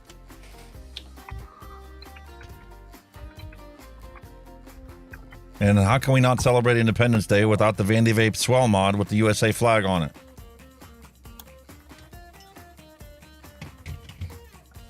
Well, today's price for the Timesvape diesel, which I think is a bargain, on Evolution Vapes is 30 quid. That is a bargain. So it's £30 now. I think it'll have been a bit more on its day when it was released. If you love Mike Vape's restriction for airflow, a restricted direct lung, that would be right up your alley. I do. That's probably, it would probably do me because that's kind of where I would be with it. Oh, looks like he's got a mod with the old stars and stripes on it. Yeah, and I had to laugh because when I first bought this thing was right after Vic had done the review on it, and obviously he had the British flag on it. Yeah, the Union Jack. What do you guys call that? The Union Jack. Old Jet, Union Jack. Yeah. So I'm like, okay, well, if he's got that one, well, I need to get myself the American flag version of it. You do realize, just because I bought this big American flag, the Union Jack is the next purchase, by the way. You actually admitted that you have an American flag and purchased that before you bought the Union Jack? I did. I bought it especially for the show. I went out and got it especially for the show. I just didn't realize how bloody big it was, that's all. I mean, I kid you not. Right, watch, right? I'm going to pan my camera, so excuse everybody if it fannies about, but like, it goes from there, right? And then if I go all the way over, I'm still going. It goes all the way over there. So from there to there, this flag is 5 feet long, mate. 5 feet. It nearly fills the whole bloody front room up. 3 foot by 5 foot, standard flag size. That's exactly what it is. A 5x3. I thought, fucking hell. I could use that as a bedspread. I could put it on the top of my bed as a spread. You know what I mean? There you go, folks. The Now that Vandyvape looks Swell with the Timesvape Diesel. That does look really good. Matchy. That's a nice combo, that, mate. What a cracking setup for the 4th of July.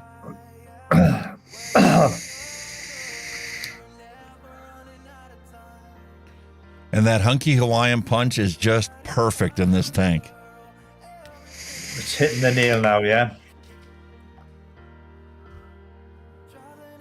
Timesvape, mate. They do good stuff. Timesvape. The question in my mind right now is the Chillin V3 versus the Timesvape Diesel. Which one is a better flavor banger? I'd say the Timesvape, just purely because of the name.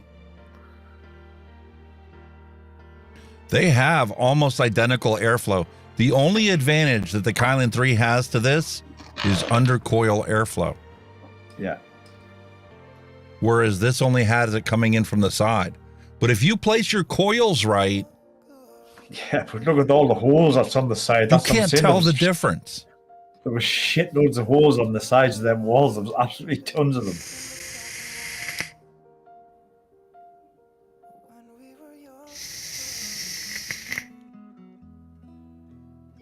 The Chillin 3 does have a lot smoother airflow and is a little bit less restrictive because they have the same honeycomb on the sides. But the Chillin 3 has undercoil airflow in addition to that. So you're getting more airflow with the Chillin 3. But flavor-wise, you can't tell the difference. No.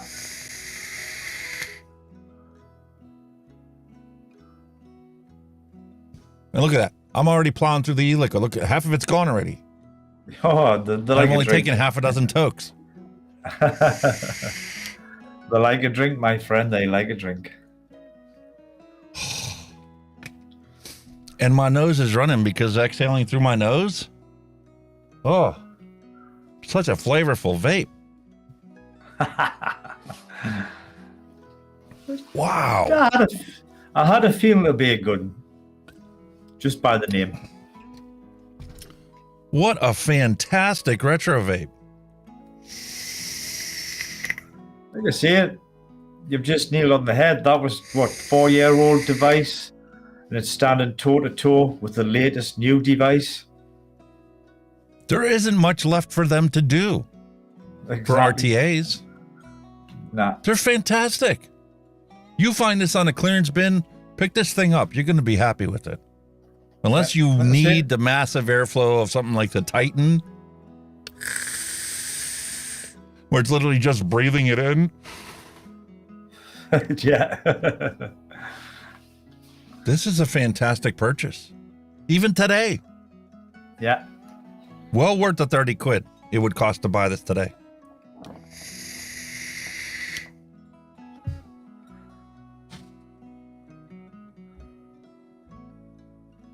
I can't like that, mate. Harry Potter's beard prefers the restricted draw. You'd love this one. Yeah. If you like restriction, that's a banger, isn't it? Yes. Wow. My only complaint was the drip tip. Too short. Yeah. You need a good length of a drip tip for you to be able to draw it as hard as you want. Again, that's subjective, you know, everybody their own, you know what I mean? Yeah, but just like this OBS one, that cold curved drip tip thing, it's kind of like you're putting something in your mouth. But I'd have to change the show to an X-rated show if I told you what it was.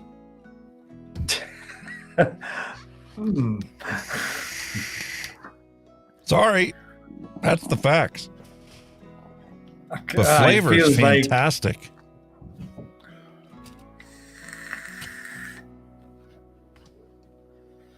See, that's what you can keep on your table, that one, matey. One last thing that I did pick up for today's show. Actually, it isn't just for today's show. I picked this up for my coil building. Oh. I found this on Amazon because I needed to be able to wrap myself a nice 3.5 millimeter or 4 millimeter coil. And well, if you have yourself this coily tool, you're limited to, well, they do have 3.5 and 4 in here. Yeah, we've got 3, but they're like 0.5 milli increments, aren't they? Yeah. So you can go to a 4 millimeter coil in here. But if you want anything bigger than that, you're shit out of luck. Unless you pick yourself up this beautiful coiling tool. Oh, it's stepped. I picked these two up on Amazon for $11. That's cool. Yep, and now they're going to be sitting on my desk as a tool. And I'm just going to throw that away. I don't even need that. But you've got a small one, and you've got yourself the bigger one.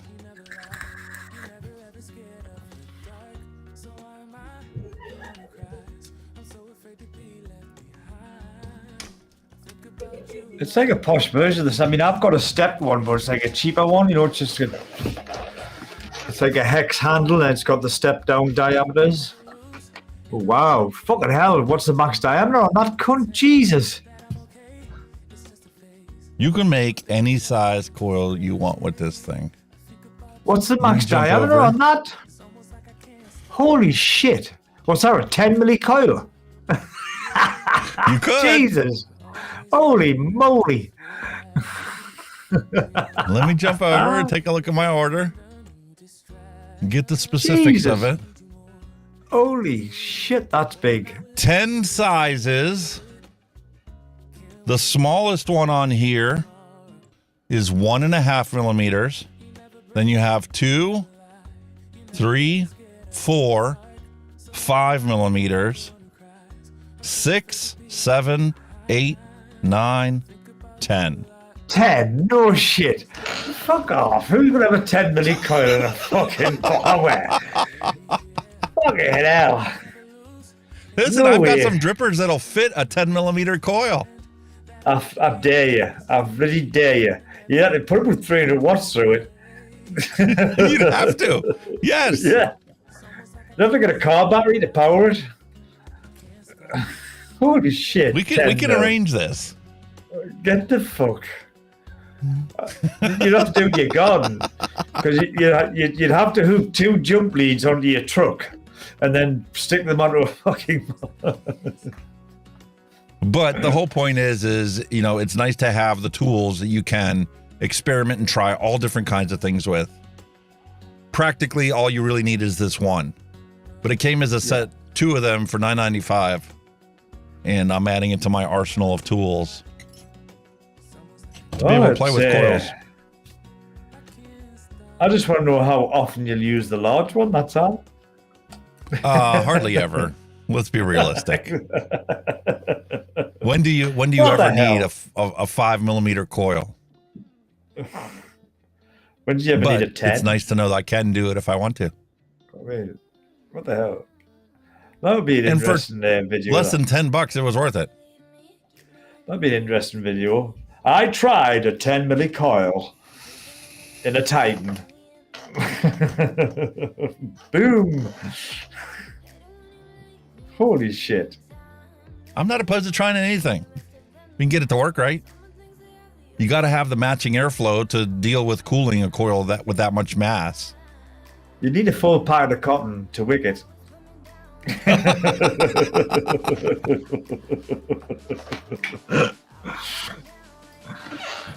It is what it is, mate. It is, matey. It does, like I say, it covers all sizes, so what the hell? And like I said, I only needed the smaller of the 2 of them, but it came as a 2-pack. You can't buy just the one. It's not worth it. I mean, it cost them to ship it as much as it is for the tool. Without a doubt. But always a worthwhile venture. It is. You never know. You never know what the future may hold. We may have devices that'll take 10 millicoils one day. An 8mm looks like my piercings would fit on that.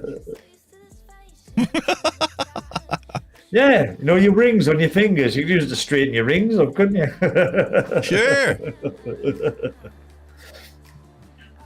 It's also going to be advantageous when I actually go and build the coils and stuff, and I have that round hook on the end. I can use that to straighten out that hook that came with it originally that got bent. Yeah, that's true. That's true. There you go. As long as you find a use for it, there you go. Money well spent. You never know. It might be the next fad coming out there. How big of a coil can you fit in your dripper? Exactly.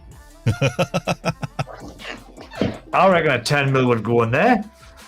It's 40 mil, so.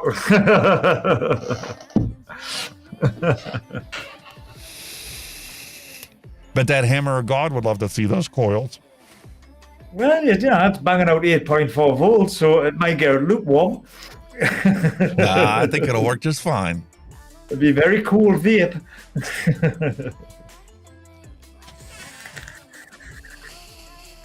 Especially if you did a space coil in there. Fuck. Just a simple spaced fused Clapton at 8 mils. Wow. Yeah, it'll work. Definitely go in there. Fucking hell, you could probably put a 20 mil coil in that thing, the size of it. Fantastic. I'm glad that tank's worked out all right. I had a feeling it would be decent, like. Oh, Timesvape do some good shit. What's going on with the chat here? Oh. I think it's because you've just logged in, because it's the welcome banners at the bottom. Enough to power a Tesla. That's what we need to do. We need to get Elon Musk involved in vaping, get him to start manufacturing some stuff, some products for us. That is actually a Tesla battery. It's only like half a cell, but it's a Tesla battery.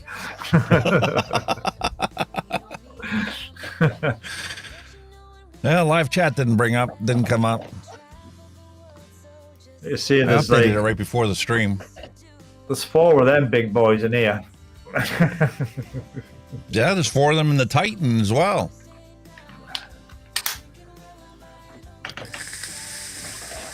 Tremendous, man. Absolutely Another tremendous. fantastic show, my friend. It is, mate. Absolutely fantastic. Steve again. Vapes, hello and welcome. Ooh, Stevie Vapes, how are you, buddy? Matt Graham, hello and welcome. Space Turtle 1, hello and welcome. Sorry we missed you. Tim B.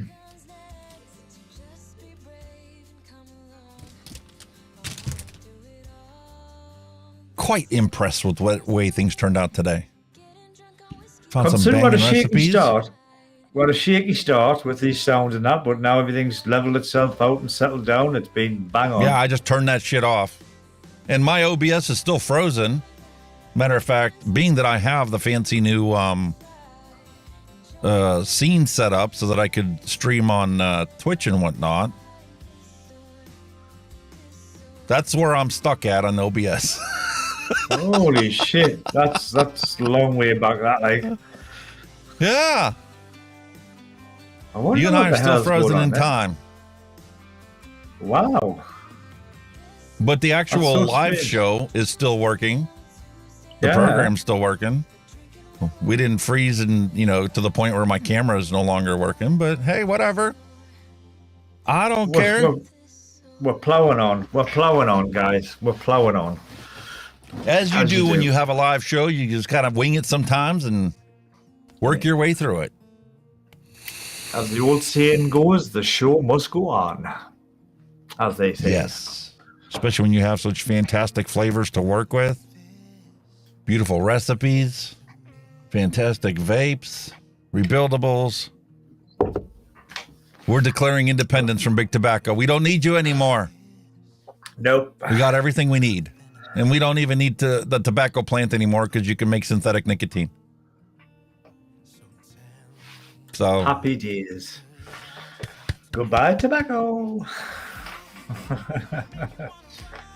How did he say it?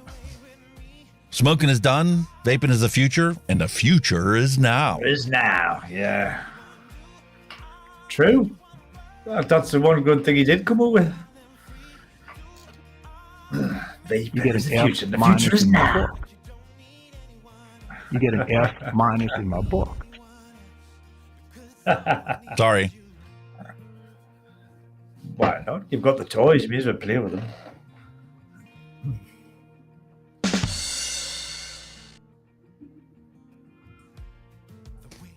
Vaping is better than smoking. And it wouldn't be a 4th of July or Independence Day without a bit of fireworks for you guys. Way. Woo.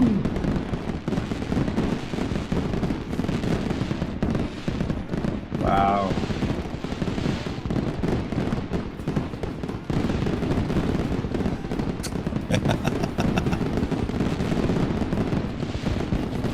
Amazing what happens when you know how to program stuff. By the way, Kenny, Brother. I do have a new link for you to be able to access the remote control so you can do this as well. And you can constantly remind us, because I did put on there some delicious Trevor sound bites. I'll be playing with that, man. You're not getting a word Now in now. that's You let me let loose of refreshing. that. You're not getting nothing in without playing with that. I'm making a personal injury claim. Fantastico. And nobody needed to be banned either. I think this is a fake. I don't think this is real. Thank you. And the best part of all is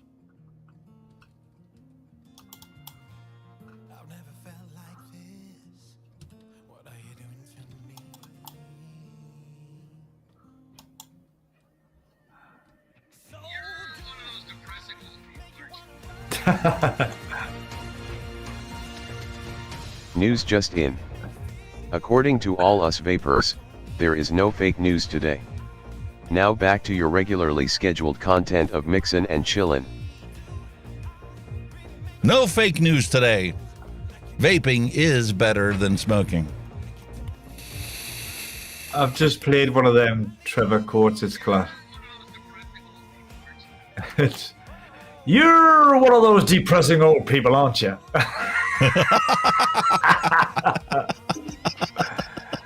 Oh, I got some bellas, man. Yeah, there was a website that has just Trevor's sound bites. You Every made single me thing want that a he said in the lobotomy. game. Yeah. Yeah, I love that one. I thought about putting that one on for you. You want me to make a lobotomy? Oh, and my wife thought that my iced coffee that she made me wasn't going to last the whole stream. What's that one? I forgot about that one. I bet you have a vagina. No. I think we need to have a little more appropriate soundbite for the stream. So let's hear from Nick. Let's keep on vaping like our lives depend on it, because they kind of do. Yeah, I like Trevor better. Sorry, but that is my sense of humor right up the alley. That is me.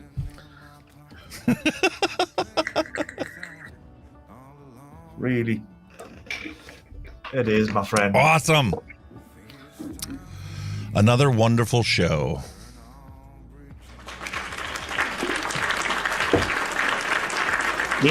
So with that, I think we're going to call it quits for today. Time has gone again so quick. It's flew. It's been another 4-hour stream. Wow. And I think we're going to call it quits for today and go and enjoy ourselves, enjoy the rest of the 4th of July. Let you get your dinner early. I want to thank everybody for coming out to the live stream. We had a lot of fun today. Got a retro vape, beautiful random recipe. Showed people how simple it is to get into DIYing your own e-liquid and empower all of you to be able to be independent from big tobacco.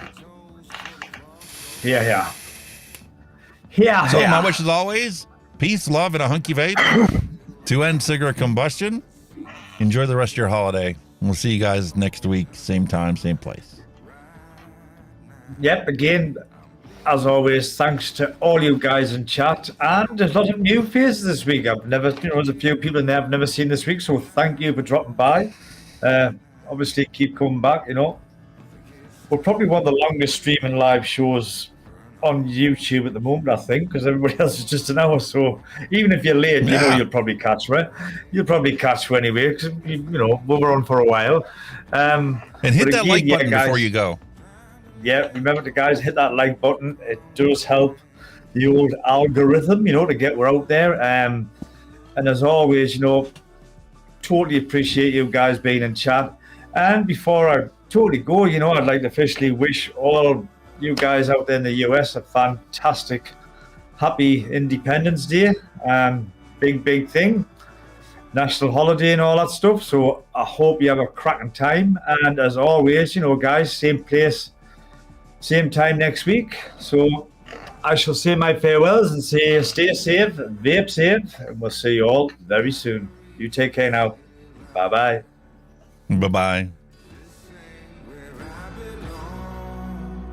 Thanks for listening. We'll be back next week again for a fresh round.